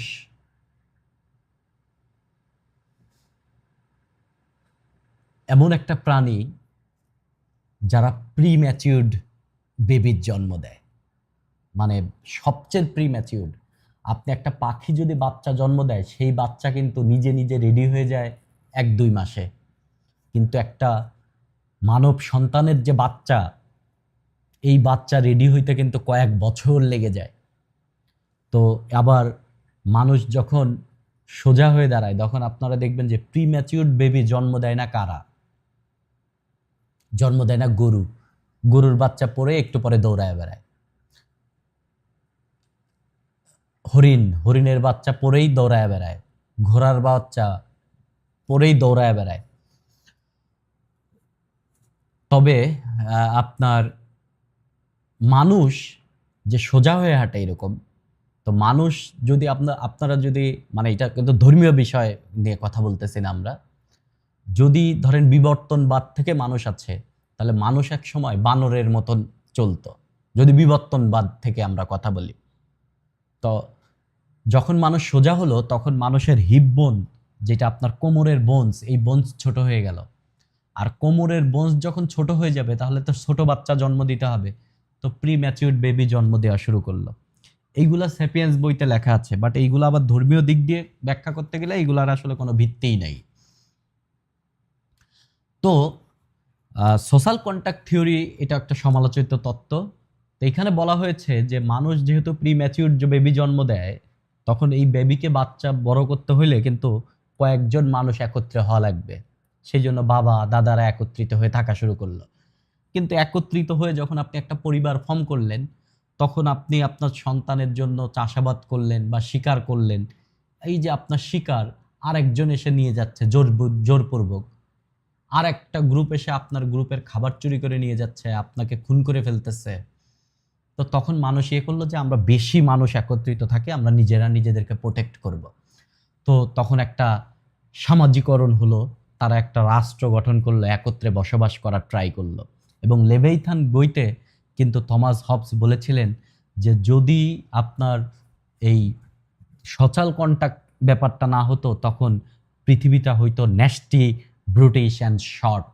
এটা নিয়ে আমরা কথা বলেছিলাম হচ্ছে যদ্যপি আমার গুরুতে, ন্যাস্টি, ব্রুস্টিয়ান হচ্ছে শর্ট। তো সোশ্যাল কন্ট্যাক্ট থিওরি এটাই বলে যে মানুষ প্রয়োজনে, তাদের প্রয়োজনে একত্রে হয়েছে, রাষ্ট্র ফর্ম করেছে, এবং রাষ্ট্র ফর্ম করার পরে তারা একজন শাসক নির্বাচন করেছে, যে শাসককে তারা বলছে যে আমি তোমাকে ফলো করব, তোমার নিয়ম মানব, বিনিময়ে আমি আমার সিকিউরিটি তুমি নিশ্চিত করবা। তো সরকার গঠন হলো বা রাজা গঠিত হলো। সেই রাজার আন্ডারে আমরা তার আনুগত্য স্বীকার করলাম, এবং আনুগত্য স্বীকার করলাম এই জন্য যে আমরা নিরাপত্তা চাই এবং আমরা আমাদের মৌলিক অধিকার চাই। এইভাবে একটা রাষ্ট্র ব্যবস্থা সৃষ্টি হলো। এটাই হচ্ছে সোশ্যাল কন্ট্যাক্ট থিওরি। আরও এইখানে হচ্ছে জন লক, থমাস হবস এবং যে জ্যাক রুশো, তিনজনের এই বলা আছে। এটা আপনারা একটু রিডিং পড়ে নেবেন। সুদ কমালো নিয়ে আমরা এটা কথাবার্তা বলেছি। অর্থনীতি এবং সুখ, এই 3 নম্বর চ্যাপ্টার ব্যাখ্যা করতে গেলে আকবর আলী খান স্যার শুধু মানে সবসময় যে জিনিসটা বোঝানোর ট্রাই করছে, অর্থনীতি এবং সুখ একটার সাথে রিলেটেড। আপনার কাছে যদি টাকা পয়সা, আপনার চাকরি বাকরি যদি ঠিক না থাকে, তাহলে আপনার কাছে সুখ শান্তি থাকবে না। বেকারত্বের চাইতে আর কোনো অভিশাপ আসলে নাই। এটা বেকারত্ব, মোটামুটি বেকারত্বের সবচেয়ে বড় বিষয় হচ্ছে বেকারত্ব। এবং আমরা মাথাপিছু ইনকাম দিয়েই যে শুধুমাত্র আমাদের অর্থনৈতিক অবস্থাকে নির্দেশ করতে পারবো একটা দেশে, সেইটা না। যে সুখনগর বা সুখস্থানের যে গল্পটা করা হয়েছে, সুখস্থান, আপনারা যখনই জিডিপি, গতদিন বোধহয় আপনাদেরকে জিডিপি অ্যান্ড জিএনআই সম্পর্কে বলেছিলাম, এই জিডিপি এবং জিএনআই বিসিএস পড়তে গিয়ে বারবার লাগবে, যে গ্রস ডোমেস্টিক প্রোডাক্ট বা গ্রস ন্যাশনাল ইনকাম। তো এইটা একটা আসলে অনুমান নির্ভর ধারণা। এখানে একটা উদাহরণ দিছে যে একটা দেশে 100 জন মানুষ বাস করে, তাদের বাৎসরিক ইনকাম হচ্ছে 1 কোটি টাকা। ওই 100 জনকে ধরেন 100 জন চাকরানি আছে, তারা তাদেরকে সেবা করে, তারা মাসে 1 লাখ টাকা করে ইনকাম করে। তো তাদের ওই 1 লাখ টাকাও কিন্তু এখন অর্থনীতিতে অ্যাড হয়। এবং আপনি দেখেন একটা রাষ্ট্রে 2 জন লোক বসবাস করে, ধরেন 2 জন লোক, একজনের ইনকাম হচ্ছে 100 টাকা আর একজনের ইনকাম হচ্ছে 10 টাকা, পার্থক্য কিন্তু 90 টাকা। বাট এদের মাথাপিছু ইনকাম কত? এদের মাথাপিছু ইনকাম হচ্ছে 55 টাকা। এর মানে কি দেশের মানুষ সবাই 55 টাকা ইনকাম করতেছে? সবাই 55 টাকা ইনকাম করতেছে না, কেননা ও গরিব, ওর কাছে আছে 10 টাকা মাত্র, আর ওই উস্তাদের কাছে আছে 100 টাকা। সেই জন্য আমাদের দেশের মাথাপিছু ইনকাম যদি আমরা বলি $2700, $2700 কি আমাদের সবার কাছে আছে? উস্তাদদের কাছে আছে তো 27 কোটি ডলার। সো তাদের এই যে ইনকাম পার্থক্য, যে গ্যাপ, এই যে 2 জন মানে হায়ার ক্লাস এবং লোয়ার ক্লাসের মাঝে যে একটা অ্যাভারেজ, একটা গ্যাপ তৈরি হয়েছে, একটা খাত তৈরি হয়েছে, এটা একটা হিউজ বিষয়, হিউজ ব্যাপার।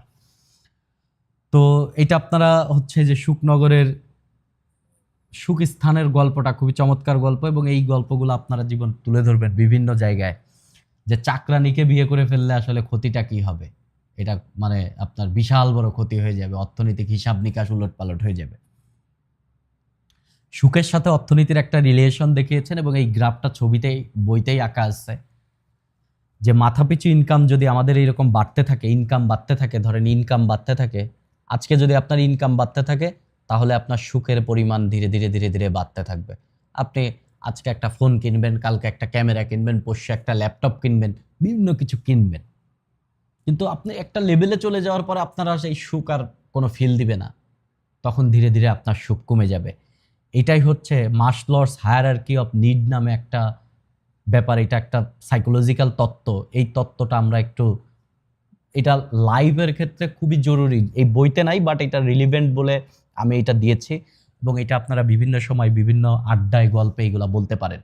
মানুষের নিড কি, এই নিড কি, এটার একটা সাইকোলজিক্যাল অ্যানালাইসিস করেছিলেন হচ্ছে অ্যাব্রাহাম মাসলো 1943 সালে। একটা সাইকোলজিক্যাল থিওরি আর কি। এই যে এইটাই হচ্ছে মাসলোর সেই পিরামিড। মানুষের নিডটা আসলে কি, এই মানুষের যে নিড, এই নিডগুলো তো হচ্ছে 5টা স্টেপে ভাগ হওয়া। প্রথম নিড হচ্ছে ফিজিওলজিক্যাল নিড। আপনি ভাত চান, আপনি পানি চান, আপনি গরমে ঠান্ডা চান, ঠান্ডায় গরম চান, আপনি রেস্ট নিতে চান। এইগুলো হচ্ছে আপনার একবারে মৌলিক যে চাহিদা। খাবার হচ্ছে, যার পেটে খাবার নাই যদি বলে যে পৃথিবীতে আপনি সবার আগে কি চান, ও বলবে ভাত দে ভাই, সাথে সাথে বলবে ভাই ভাত সবার আগে। যখন আপনার এইরকম মানে বেসিক ফান্ডামেন্টাল জিনিস তৈরি হয়ে গেল, তখন আপনার কাছে যাবে যে ঠিক আছে, আমার তো খাবার টাবার সমস্যা নাই, কেউ যেন আমার ডিস্টার্ব না দেয়, আমি রাস্তা দিয়ে চলে যাব, আমাকে কেউ যেন মেরে না ফেলে, আমাকে কেউ যেন না মারে। এইটার থেকে আপনি আসবেন হচ্ছে সেফটি নিড। আপনি এখন সেফটি চাবেন। এরপর সেফটি, যখন আপনার কাছে মৌলিক জিনিস আছে এবং আপনি সেফ, তখন আপনি একটু ভালোবাসা চাবেন যে ঠিক আছে আমার এখন একটা পরিবার দরকার, তখন আপনি পরিবার চাবেন। পরিবার যখন হয়ে গেল, তখন আপনি চাবেন যে আপনার একটু আত্মসম্মান দরকার, যে আপনি একটু পাঞ্জাবি টাঞ্জাবি পরে বাজারে যাবেন, 2-4 জন আপনাকে দেখলে সালাম দিবে, আপনি ওয়ালাইকুম আসসালাম, জিজ্ঞাসা করবে ভাই ভালো আছেন, হ্যাঁ ভালো আছি। এই যে আপনি চাবেন যে স্টেম নিডস, যে আপনি একটু সম্মান চাবেন।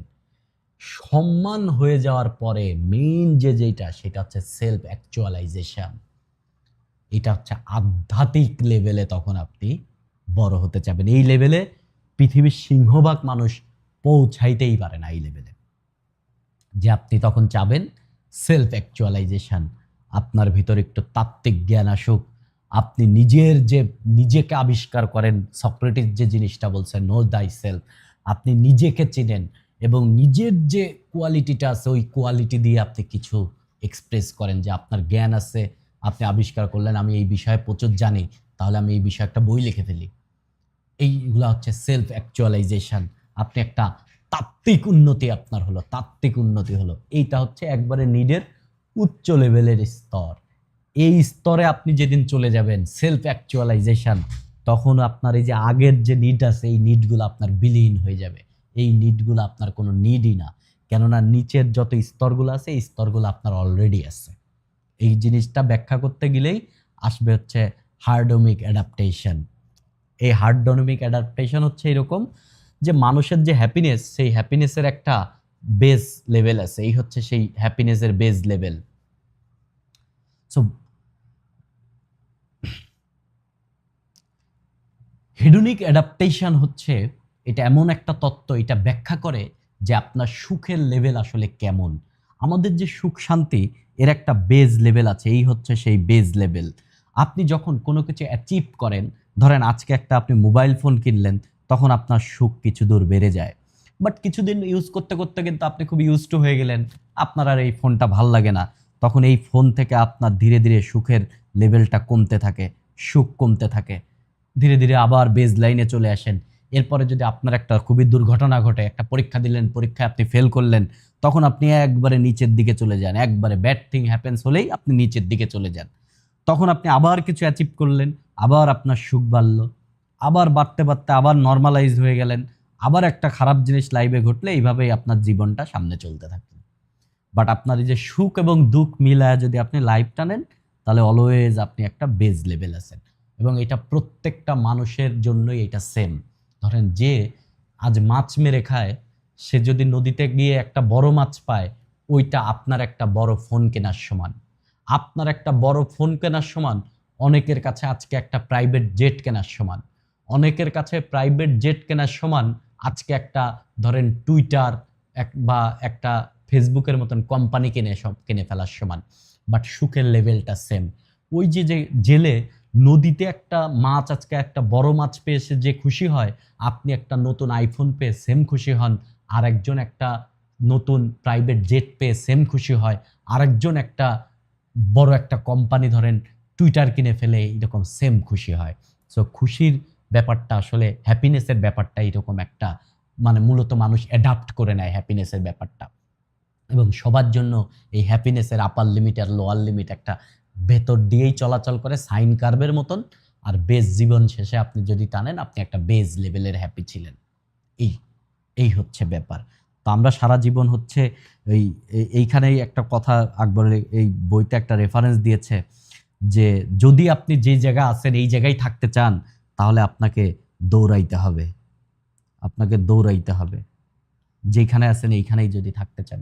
যেমন ধরেন প্রত্যেক বছর যদি 10% করে মুদ্রাস্ফীতি হয়, তাহলে আজকে যদি 1,00,000 টাকা আপনি ইনকাম করে রেখে দেন পকেটে, দরমচ করে পকেটে রেখে দিলেন, পরের বছর গিয়ে কিন্তু ওই টাকার ভ্যালু কমে গেছে। সো ওই সেম পরিমাণ টাকার ভ্যালু সেম রাখতে হলেও আপনাকে আরও কিছু টাকা ইনকাম করতে হবে। তার মানে আপনাকে যদি একই জায়গায় স্থির থাকতে হয়, তারপরেও আপনাকে নতুন কিছু আর্ন করতে হবে, নতুন কিছু করতে হবে। মূল্যস্ফীতি নিয়ে একটা চমৎকার কথা বলেছে যে আমরা মূল্যস্ফীতি ঘৃণা করি, বাট কিছু কিছু কারণ আছে যে কারণে মূল্যস্ফীতি হয়, সেই কারণকে আমরা আবার পছন্দ করি। যেমন সরকার যদি ট্যাক্স বাড়ায় দেয়, আমাদের ভাল লাগে না যে ট্যাক্স বাড়ায় দিল, সরকার তো আমার কাছ থেকে বেশি টাকা নিয়ে নেবে। কিন্তু সরকার যদি আজকে এরকম বলে যে বাংলাদেশের সমস্ত বেকারদেরকে বা বাংলাদেশের সমস্ত মানুষদেরকে 5,000 করে টাকা দেওয়া হবে, এটাতে আপনি খুশি হবেন। ঠিক আছে, 5,000 টাকা দেবে, ভালো। তো যে বড় লোক সেও খুশি হবে, যে গরিব সে তো খুশি হবেই। তো সরকার যে 5,000 টাকা সবাইকে দেওয়ার জন্য, বা কোন সরকার কোনো একটা উন্নয়ন প্রকল্প নিল, বা সরকার যদি আপনার কোনো ভাতা দিল, সেটা বয়স্ক ভাতা হোক বা সেটা বিধবা ভাতা হোক, যে কোনো ভাতা হোক, সরকার যে খরচ করলো, এই খরচ করার পেছনে তো সরকারকে আর্ন করতে হবে, কিন্তু সে ট্যাক্স বাড়ায়া দিল না, খরচ বাড়ায়া দিল।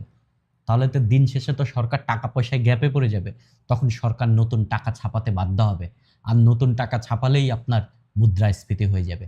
তার মানে মুদ্রাস্ফীতির কারণকে আমরা ভালোবাসি, মুদ্রাস্ফীতিকে আমরা ঘৃণা করি।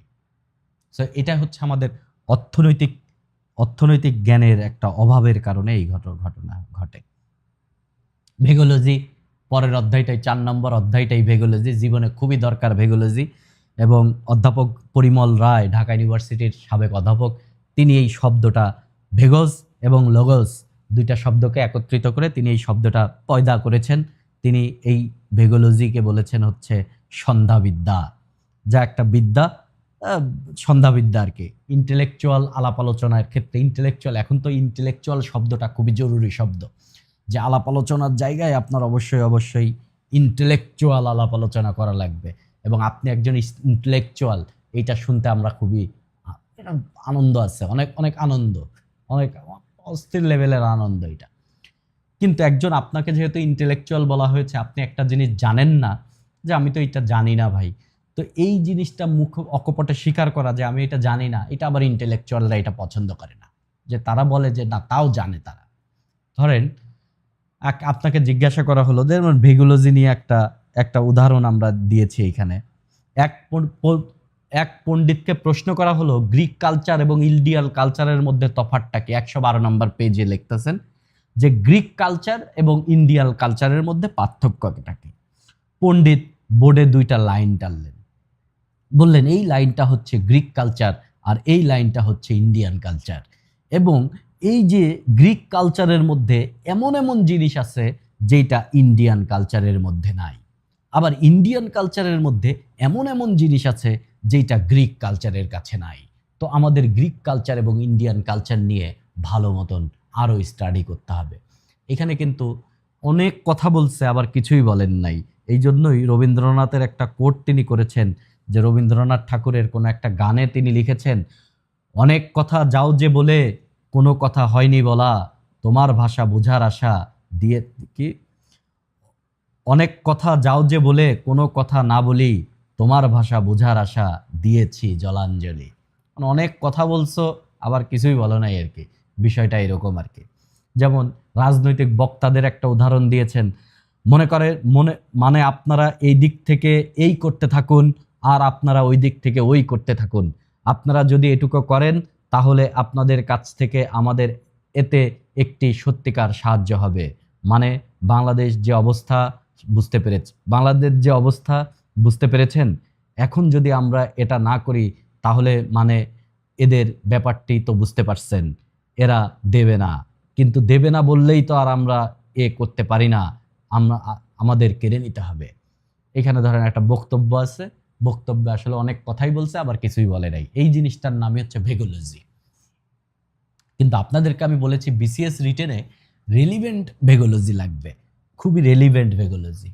ধরেন আমি যে ভেগোলজি একটা দিয়েছিলাম 44তম বিসিএস এ, সেই ভেগোলজিটা আপনাদেরকে বলি। ওয়ারি বটেশ্বর নিয়ে আসছে, 10 মার্কের 2 পেজ লিখতে হবে। তো বাংলাদেশের প্রত্নতাত্ত্বিক নিদর্শনের এইটা একটা জায়গা, এবং আমি এটা জানি ওই জায়গায় কি আছে না আছে আমি জীবনে জানি না, আর আমি ওইরকম কোনো কিছু জানি না, তবে এটা জানি নরসিংদী জেলায়। তো আমি একটা লিখলাম, বাংলাদেশের ইতিহাস ঐতিহ্যের একটা গুরুত্বপূর্ণ জায়গা ঢাকা শহরের অদূরে, রাজধানী ঢাকা শহরের অদূরে নরসিংদী জেলায় অবস্থিত ওয়ারি বটেশ্বর, এইটা একটা প্রত্নতাত্ত্বিক নিদর্শন।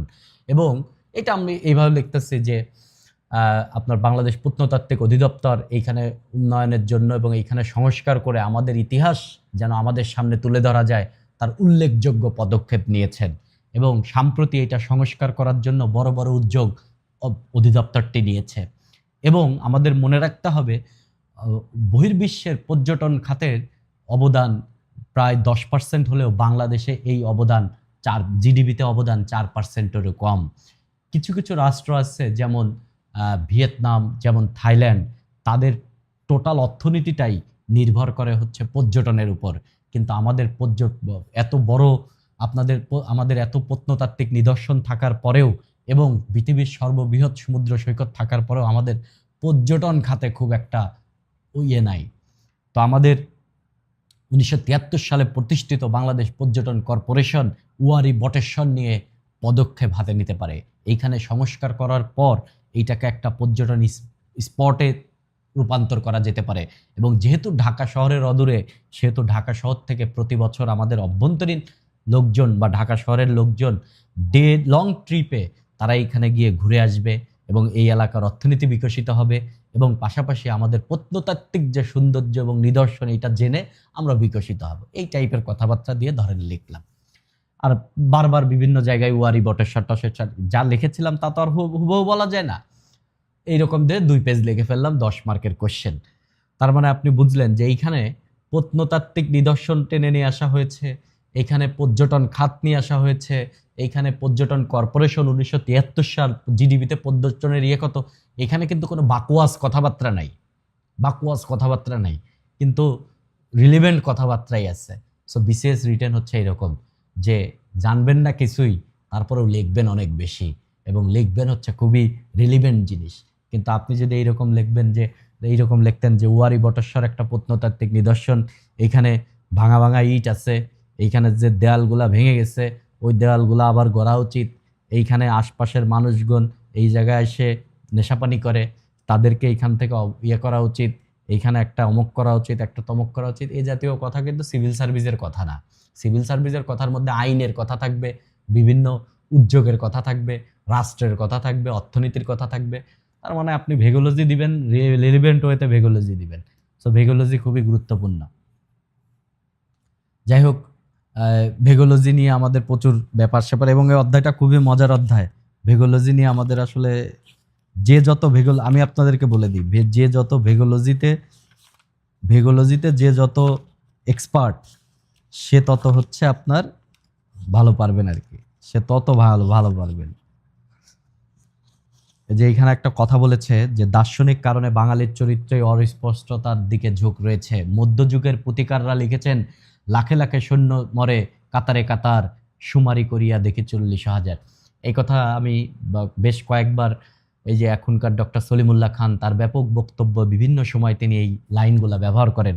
এবং 1971 সালে আমাদের শহীদ যে 30 লাখ না, এটা 3 লাখ, এইটাও মানুষ প্রমাণ করার জন্য এই লাইনগুলা ব্যবহার করে যে লাখে লাখে সৈন্য মরে কাতারে কাতার, শুমারি করিয়া দেখি 40,000। তো এইখানে বিষয়টা লাখ আর হাজার না, এখানে মেইন বিষয়টা আসলে অনেক অনেক। কিন্তু এই লাইনটা পুরাপুরি ভেগোলজি, এই পুরা লাইনটাই ভেগোলজি, যে লাখে লাখে সৈন্য মরে কাতারে কাতার, শুমারি করিয়া দেখি 40,000। এবং ও চর্যাপদ, একবারে চর্যাপদের থেকেও লাইন টেনে নিয়ে আসছে, যে চর্যাপদের ভেতরেও ভেগোলজি দিয়েছে তদানীন্তন আমলে। তো বিভিন্ন জায়গার ভেগোলজি, এই বাংলাদেশের ভেগোলজি তুলে ধরা হয়েছে। এই অধ্যায়টা খুবই চমৎকার অধ্যায়। এই অধ্যায় থেকে আপনি একটা জিনিস শেখার ট্রাই করবেন, যে আপনার মানে ভেগোলজি শিখতে হবে লাইফে ভাই, এবং বিসিএস এ ভেগোলজি খুব গুরুত্বপূর্ণ। যাই হোক, আসলে খুব বেশি প্রিপেয়ার্ড হতে পারি নাই, এই জন্য আজকে আর কথাবার্তা না বলে আপনাদের সাথে কিছুক্ষণ কথা বলি। দুই একজন হ্যান্ড রেজ করেন, আপনাদের দুই একজনের সাথে কথা বলে। রবিউল হাসান হৃদয় অনেকক্ষণ হ্যান্ড রেজ করে আছেন, বলেন ভাই। রবিউল হাসান হৃদয়। আসসালামু আলাইকুম ভাই। ভালো ওয়ালাইকুম আছেন? আসসালাম, আলহামদুলিল্লাহ ভাই, অনেক ভালো আছি। তো ভাই আমার আসলে পড়া নিয়ে প্রশ্ন না, আমি আসলে ফার্স্ট ক্লাস থেকে আপনাকে এই কোশ্চেনটা করতে চাইতাম। আমি তো বলেন। ধরেন গত 1 বছর ধরে আপনাকে ফলো করি মোটামুটি। তো প্রথম ক্লাসে যে প্রশ্নটা করতে চাইছিলাম আজকে আসলে ওইটার আনসার হয়ে গেছে, যে ভাই আপনাকে মানে কেন বাদ দেওয়া হয়েছিল, এটা আপনার কি মনে হয়? আমি ওইটা এটা আসলে আসলে জানতে আমি কোনো চাচ্ছিলাম। কারণ তখন বের করতে পারি নাই, কোনো কারণ বের করতে পারি নাই। তবে আহ, যাই হোক, একটা বক্তব্য আছে, সেটা আমি এখন দিতে চাই না আর কি। আহ, আহ, আর অথচ ভাই আপনাকে যেদিন মানে ওই যেদিন গ্যাজেটটা হইলো এর পরের দিন আপনাকে নিয়ে আমি আমার স্টুডেন্ট থেকে শুরু করে সবার সাথে আলোচনা করছিলাম আর কি এই বিষয়টা নিয়ে। ওকে। তো কালকে ওই দিন যখন আবার আপনার গ্যাজেটে আবার নাম আসলো ওইটা নিয়েও আমি আলোচনা করছিলাম যে আলহামদুলিল্লাহ অবশেষে হুম। আপনার নামটা আসছে। আর সত্যি কথা বলতে ভাই আপনার নামটা আসার পরে মনে হলো যে আমার নিজেরই রেজাল্ট হয়েছে, এরকম একটা ফিল আসছিল আর কি। থ্যাংক ইউ ভাই। শোনেন, ব্যাপারটা ধন্যবাদ। হচ্ছে কি, মানে আহ, মানুষের, আপনি আপনার সর্বোচ্চ ইয়ে করবেন, মানে আপনি একটা জিনিস অ্যাচিভ করার জন্য ট্রাই করবেন। ধরেন আপনারা যারা আছেন আমার কাছে যুক্ত হয়েছেন, কেউ হয়তো বা যুক্ত হয়েছেন, বেশিরভাগই যুক্ত হয়েছেন ভবিষ্যতে সিভিল সার্ভেন্ট হবেন। কেউ আবার এমনি যুক্ত হয়েছেন যে দেখি কি হয় এইখানে, এই কারণেও অনেকে যুক্ত হয়েছেন। তো ধরেন আপনার টার্গেট যদি ভবিষ্যৎ সিভিল সার্ভিস হয়, এবং আমরা দেখেন অনেকগুলা বই এখন পড়তেছি, আসলেই যে মনোযোগ দিয়ে বই পড়তেছেন, আমার মনে হয় সে, তার একটা চিন্তা ভাবনার লাইন খুলতেছে। আর যার চিন্তা ভাবনার লাইন খুলতেছে, আপনি সেই ভাববেন যে আপনার পড়া হচ্ছে। আপনি যদি, আমরা মোটামুটি 10টা মতন বই পড়ার পরে আমাদের যদি মানসিক উন্নতি, মনস্তাত্ত্বিক উন্নতি আমাদের না হয়, তাহলে আমাদের এই পড়ে কোনো লাভ নাই। তো এই সমস্ত বই আসলে খুবই চমৎকার চমৎকার বই, আমরা আরো ভালো ভালো বই আমরা পড়ব। তো এই যে উন্নতিটা হচ্ছে, এই উন্নতির কারণে আপনি আরো এমন এমন জিনিস আপনি অ্যাচিভ করে ফেলবেন। তো আপনার লাইফের এরকম দুই একটা বাধা, আপনার লাইফের কোনো বাধাই হবে না ভাই। ধরেন প্রথমবার বাদ পড়ার পরে কি আমি খুব কষ্ট পেয়েছিলাম? এর উত্তর হচ্ছে না, আমি কষ্ট পাই নাই, তবে আমি খুব অপমানিত হয়েছিলাম, খুবই অপমানিত হয়েছিলাম। ওইটাই আমার ভাইয়া একটু অবাক লাগছে তবে যে যেদিন আপনার গ্যাজেটটা হইলো ওই দিন আপনার গ্রুপে আমি একটা পোস্ট করছিলাম এবং আপনার রিয়েকশনটা মানে খুবই নর্মাল ছিল। হ্যাঁ, আমি খুবই নর্মাল ছিল, এবং ওই দিন রাত্রে আমরা খুবই গান বাজনা টাজনা করছি। এবং আহ, অন্য যারা বাদ পড়ছিল তাদের ফেসবুক পোস্ট দেখতেছিলাম বা ওনাদের একটু হতাশা কাজ করতেছিল। আপনার ওই পার্সোনালিটিটা আসলে আমাকে অনেক অ্যাট্রাক্ট করছে যে ব্যাপারটা হ্যাঁ, নিয়ে এটা যে আসলে আপনি। খুবই, এটা কোনো মানে তো বড় কিছু না। আর প্রত্যেকটা জিনিসই আসলে মানুষকে শেখায়। তো এইখান থেকে আমি অনেক কিছু শিখছি এই আর একটা হচ্ছে কিছুদিনের ভাইয়া যে মধ্যে। আপনার পরিচিত হয়তো জানতে পারেন যে আহমেদ জাফর নামে একজন ছিল, জাফর ভাইয়া। হুম, হুম, উনিও 43 ক্যাডার ছিল, অ্যাডমিন ক্যাডার হয়েছিল। হুম তা আপনার ব্যাপারটা নিয়ে আসলে আমি ওনার সাথেও কথা বলছিলাম। উনি হচ্ছে আপনার আমাদের মেন্টর ছিল কনফিডেন্সে। হুম হুম হুম। তো উনি আপনার কারণটা জানতো না আর কি তখন, যে আপনি কেন বাদ করছিলেন, এবং আপনার সাথে তার কন্ট্যাক্ট করার সুযোগ ছিল না তখন। তো ওকে, এখন যাই হোক, অবশেষে যেহেতু আপনার নাম আসছে, আপনাকে অনেক অভিনন্দন ভাইয়া। থ্যাংক ইউ ভাই। ফিউচার শুনেন, দোয়া করবেন যেন ভাই আপনার আপনার মানে অবশ্যই অবশ্যই হৃদয়, অবশ্যই পথে যেন আসতে পারে আর কি। অবশ্যই অবশ্যই, বেস্ট অফ লাক ভাই। শুনেন, প্রত্যেকটা জিনিস আপনার লাইফে যখন একটা জিনিস ঘটবে, আপনি যদি সেইটাকে আঁকড়ে ধরে ফেলেন যে ওইটাই আপনার খুবই মানে হয়ে যাবে, মানে ওইটা আপনার লাইফ বরবাদ হয়ে গেল, বিষয়টা এরকম না। শুনেন, আপনাদের যখন যেদিন আমার গেজেট এটা পাবলিশ হয়, কিন্তু আমার নাম ছিল না। তার ওই দিন খুবই আড্ডা টাড্ডা দিলাম, তারপরের দিন অনেক ঘুমোলাম। তারপরের দিন আমি আবিষ্কার করলাম যে আমি সিভিল সার্ভিস প্রিপারেশন চলাকালীন সময় আমি জিআরই এবং আইএলস দিয়েছিলাম বাইরে অ্যাপ্লাই করার জন্য, পিএইচডির জন্য। কিন্তু আমার জিআরই আইএলস এর মেয়াদ হচ্ছে 2 বছর, জিআরইর মেয়াদ 5 বছর। তো জিআরইর মেয়াদ থাকলেও আমার আইএলস এর মেয়াদ চলে গেছে। আর তখন কিন্তু আবেদন করার টাইম আসলে মূলত ডিসেম্বর, জানুয়ারি, ফেব্রুয়ারি, এইরকম টাইম। মানে ডিসেম্বরের আগেই আসলে ভালো ম্যাক্সিমাম ইউনিভার্সিটিতে হয়ে যায়, জানুয়ারিও আপনি পান, কিন্তু তখন আবেদন করার এরকম ম্যাক্সিমাম ইউনিভার্সিটিতে তো এরকম নাই। তো ম্যাথমেটিক্সে আমার পড়ার বেশ কিছুদিন যাবত ম্যাথমেটিক্স নিয়ে পড়ালেখা করার ইচ্ছা। তো দেখলাম যে ওকলাহামা স্টেট ইউনিভার্সিটিতে ম্যাথমেটিক্সে অ্যাপ্লাই করার ডেট আছে, এবং এইখানে আমার পরিচিতও আছে কয়েকজন, তারা হেল্প করতে পারবে আমাকে। যে মানে ওইখানে যদি আমি যাই, ওইখানে রেকমেন্ডেশন থেকে শুরু করে এভরিথিংয়ে আমি আসলে সাপোর্টে লোক পাবো। আমি 3 দিনের একটা গ্যাপ নিয়ে আমি আইএলটিএস দিয়ে ফেললাম, এবং 10 দিনের মধ্যে আমার অ্যাপ্লাইয়ের প্রসিডিউর শেষ। একটা ইউনিভার্সিটিতে অ্যাপ্লাই করেছিলাম, যদিও অ্যাডমিশন হয়েছিল, আমি ফান্ড পাই নাই। কেননা ইঞ্জিনিয়ারিং মানে ইয়ের থেকে আমি আবার পিওর ম্যাথমেটিক্সে পড়তে চাচ্ছিলাম, এবং আমি ম্যাথের কোনো পাবলিকেশন আমার নাই, বা ম্যাথ নিয়ে আসলে টিচিং ছাড়া তেমন কোনো ইয়ে করতে পারি নাই। এবং ভাইবা যেটা হয়েছিল তখন দীর্ঘদিন ম্যাথের সাথে নাই। তো ভাইবা হয়েছিল তার মানে প্রফেসরের সাথে কথাবার্তা বলার সময় আমি খুব একটা মানে প্রফেসরকে খুশি করতে পারি নাই। তো দ্যাটস ওয়াই ফান্ড হয় নাই। বাট তারা আমাকে ইনকারেজ করেছে যে এই সেমিস্টারেই তাদের কাছে বেশি ফান্ড নাই আসন্ন ফলে, তো অ্যাডমিশনটাকে পরবর্তী সেমিস্টারে ডিফার করতে, অথবা পরবর্তী সেমিস্টারে ডিফার করলে আমি ফান্ড পেয়ে যাব, বা আরও 2-1টা ইউনিভার্সিটিতে অ্যাপ্লাই করলে এটা হয়ে যেত। টাইম ছিল না তখন, করা হয় নাই। তো এর মাঝে আমি 44-এর ভাইবা দিচ্ছি, আপনাদেরকে পড়াচ্ছি, অনেকগুলা ছেলেপেলেদেরকে, নিজে অনেক কিছু পড়তেছি। তো আমি একটা ধরেন নতুন একটা গোল সেট করে ফেলেছিলাম সিভিল সার্ভিসের। আমি ট্রাই করেছি মানে সারা জীবন আমি সিভিল সার্ভিস চেয়েই চাকরি করব, ব্যাপারটা এরকম না। এইখান থেকে আমি রাষ্ট্রকে সার্ভিস দিব, এখান থেকে আমি নলেজ নিব, এই নলেজকে পরবর্তীতে আরও অ্যাসেটে কনভার্ট করব, সেই অ্যাসেট দিয়ে আরও ভিন্ন আঙ্গিকে রাষ্ট্রকে সার্ভিস দেওয়া যায়। ধরেন আপনাদেরকে আমি বলি যে সিভিল সার্ভিসের এই চাকরি পাওয়ার জন্য তারা পড়ালেখা করতে আসছেন এখানে, চাকরি পাওয়ার জন্য, তাদের উদ্দেশ্যে বলি, আপনার যদি বাংলাদেশের একটা ইউনিভার্সিটি থেকে ধরেন অনার্স এবং মাস্টার্স 2টা ডিগ্রি আছে, বাংলাদেশের সিভিল সার্ভিসের মতন প্রতিযোগিতামূলক কোনো একটা পরীক্ষাতে আপনি ক্র্যাক করেছেন, এবং আপনার যে কোনো একটা সিভিল সার্ভিসে আপনি 5 বছর বা 10 বছর চাকরি করেছেন, 5 বছর চাকরি করলেন, এই চাকরির রিলিভেন্ট ওয়েতে বা জায়গায় আপনি কিছু রিসার্চ টাইপের কাজ করলেন নিজে নিজে, কেননা আপনার ফিউচার প্ল্যান অন্যরকম। ধরেন আপনি আসলেন হচ্ছে অ্যাডমিন ক্যাডারে, ধরে নেন অ্যাডমিন ক্যাডারে আসার পরে আপনি গভর্নেন্স, লোকাল গভর্নেন্স নিয়ে আপনি কাজ করলেন, এবং এইখান থেকে আপনি বেশ কিছু ডেটা পাবেন, কেননা আপনি তো এটা সাথে লাগানো, আপনি এর সাথে আপনি একবারে অ্যাটাচড। আপনি বাংলাদেশের রিজিয়ন নিয়ে যে লোকাল ডেটা, এই ডেটা আপনার কাছে আছে, সেই ডেটা নিয়ে আপনি একটা কতগুলো রিসার্চ আর্টিকেল পাবলিশ করা শুরু করলেন একের পর এক। 5 বছর পরে গিয়ে আপনি হার্ভার্ড কেনেডি স্কুলের মতন ইউনিভার্সিটিতে এই লোকাল গভর্নেন্সে আপনি পিএইচডি করতে যাবেন, এবং ফুল ফান্ডেড।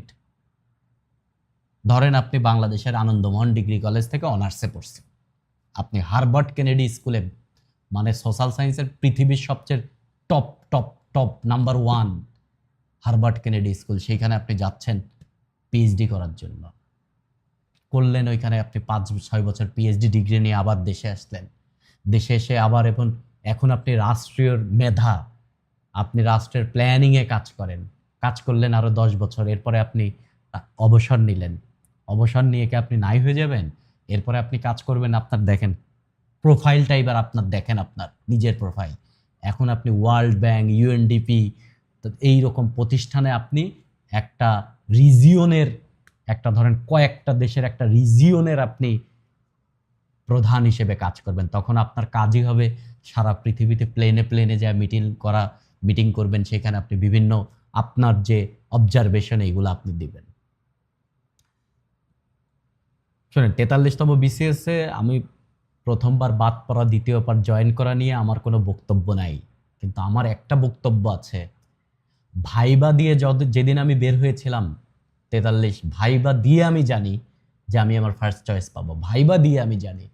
এবং ওই দিন আমি জানি যে ভাইবা থেকে রেজাল্ট হওয়ার পরে ভেরিফিকেশন, গেজেট হওয়া পর্যন্ত আমি 1 বছর মতন টাইম পাবো। তাহলে এর মধ্যে অ্যাডমিন ক্যাডারের রিলেটেড বাংলাদেশে মাস্টার্স করা যায় কোথায়, তখন আমি আবিষ্কার করলাম, এবং মাস্টার্স করা যায় এবং এখন ইনটেক আছে। তখন আমি দেখলাম যে জাহাঙ্গীরনগরে গভর্নেন্স অ্যান্ড ডেভেলপমেন্ট স্টাডিজ, অ্যাডমিনরা কাজ করে কোথায়? লোকাল গভর্নেন্সে প্রথমে, দেন তারা সেন্ট্রাল গভর্নেন্সে, লোকাল গভর্নেন্সে, ডিসি অফিসে। এবং এই ডিসি অফিস হচ্ছে টোটাল জেলার যত উন্নয়ন কাজ, এই উন্নয়ন কাজগুলোকে সমন্বয় করে। শুধু সরকারি না, বেসরকারিগুলোকেও সে সমন্বয় করে। তাহলে বলেন আমার সাবজেক্টটা কি ছিল? Governance and development studies. যতজনকে সুপারিশ করা হয়েছিল তার মধ্যে একমাত্র আমি এই স্টেপ নিয়েছিলাম।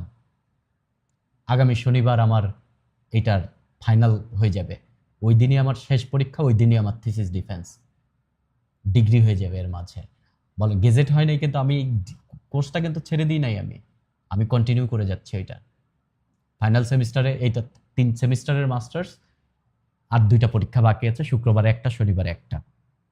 আমি বলতে পারি যতজন 43তম বিসিএস অ্যাডমিনে মানে সুপারিশ প্রাপ্ত হয়েছিল, এই উদ্যোগ নিয়েছিলাম আমি একা। মানুষ তো ক্যাডার হওয়ার পরে রিল্যাক্স করে ফেলবে, বাট আমি আমার প্রোফাইলের জন্য অলংকার জোগাড় করতেছিলাম। আমি এটা মানে বড়াই করে বলতেছি না, আমি বলতেছিলাম যে that was my step and I was doing all those thing actually. তো বিষয়টা এরকম আর কি। সো এটা নিয়ে আমার কোনো ক্ষোভ নাই, দুঃখ নাই, এবং আমি খুবই খুবই আনন্দিত আর কি, যে পরবর্তীতে ধরেন একাডেমিক একটা ডিগ্রি আছে, এগুলো আপনি অনেক কিছু চিন্তা করতে পারবেন। চিন্তা করেন তো, আজকে আমি যে চিন্তার গল্প শোনাচ্ছি, এই আমি বুয়েট থেকে 9 বছর ধরে পাশ করেছি, আমার আন্ডার গ্রেডের সিজিপি হচ্ছে 2.54 সিজিপি নিয়ে আমি বুয়েট থেকে 9 বছর ধরে পাশ করছি। ছেলেপেলে আমাকে লেখে ভাই 3.05 পাইছি, ছেলেপেলে লেখে যে ভাই কোর্সে একটা ফেল করেছি, আমি খুব হতাশ হয়ে গেছি। পৃথিবীর সবচেয়ে টপ থেকে টপে যাওয়ার পরিবেশও এখনো আছে, স্টিল ইউনিভার্সিটির একটা সাবজেক্টে ফেল করেছেন, এটা আপনার লাইফকে ডিফাইন করে দিবে? এটা আপনার আন্ডারগ্রেডের সিজিপি আপনার লাইফকে করে দিবে? এত সোজা নাকি লাইফ? এর উপরেও আরো খেলা আছে। আজকে মনে হয় ডাইরেক্ট বললাম আমার সিজিপি 2.54, এবং আমি প্রথম ঢাকা ইউনিভার্সিটি থেকে যে মাস্টার্স করি, এই মাস্টার্সটা আমার আন্ডারগ্রেডের সিজিপিএ থেকে 1.18 বেশি। চিন্তা করা যায় ভাই। একসময় যখন আমি যখন আপনার মানে এরকম যখন রেজাল্ট খারাপ, খুব হতাশ হয়ে যেতাম, বুয়েটের লেভেলে পাস করতে পারতেছি না, বিভিন্ন কোচিং বিভিন্ন প্রতিষ্ঠানে ক্লাস নিয়ে এইগুলা নিয়ে খুবই ব্যস্ত আসছি, তখন একসময় মনে হতো যে পড়ালেখা আমাকে দিয়ে হবে না। আর এখন আমার কাছে মনে হয় যে সেম মানুষটাই, কিন্তু একই মানুষ, শুধু চিন্তা ভাবনার পরিবর্তন হয়েছে। এখন আমার কাছে মনে হয় যে পড়ালেখাই তো হবে, পড়ালেখা কেন হবে না, পড়ালেখাই তো হবে। যাই হোক, 10টা থেকে আমার আবার একটা ম্যাথ ক্লাস আছে, তো আজকে অনেকে হ্যান্ড রেজ করে আছেন। যাই হোক, আপনাদের সাথে আর ভাইবা এক্সপিরিয়েন্স নিয়ে কথাবার্তা বলবো ভাই, ভাইবা এক্সপিরিয়েন্স নিয়ে অনেক কথাবার্তা বলবো আপনাদের সাথে। বিসিএস নিয়ে অনেক দিন ধরে, আমি তো আপনাদের সাথে অনেক দিন ধরে কথা বলবো। আর নতুন কোনো ব্যাচ টাচ শুরু করব না, আপনাদেরকে দীর্ঘদিন যাবত পড়াবো, মানে একবারে মানে জেনারেল বিসিএস 48তম যদি স্পেশাল হয় আপনাদের, আমি কোনো স্পেশাল বিসিএস পড়াবো না, আমি জেনারেল বিসিএস কে টার্গেট করে একবারে প্রিলিমিনারি পর্যন্ত দীর্ঘদিন পড়াবো। অনেক অনেক কথা হবে, আমাকে অনেকভাবে জানতে পারবেন। আবার যদি যে জয়েন করি 1 তারিখ থেকে, তখন আমার ফিল্ড লাইফের এক্সপিরিয়েন্সও বিভিন্ন কথাবার্তায় আপনারা বুঝতে পারবেন। অনেক দূর আমরা যাব। তবে বইগুলো পড়েন ভাই, মানে ফাঁকি দিয়েন না, ফাঁকি দিয়েন না, পড়তে থাকেন। অনেক রাত হয়েছে, আবার 10টা থেকে আমার একটা ম্যাথের ক্লাস আছে। সবাই ভালো থাকবেন, শুভরাত্রি।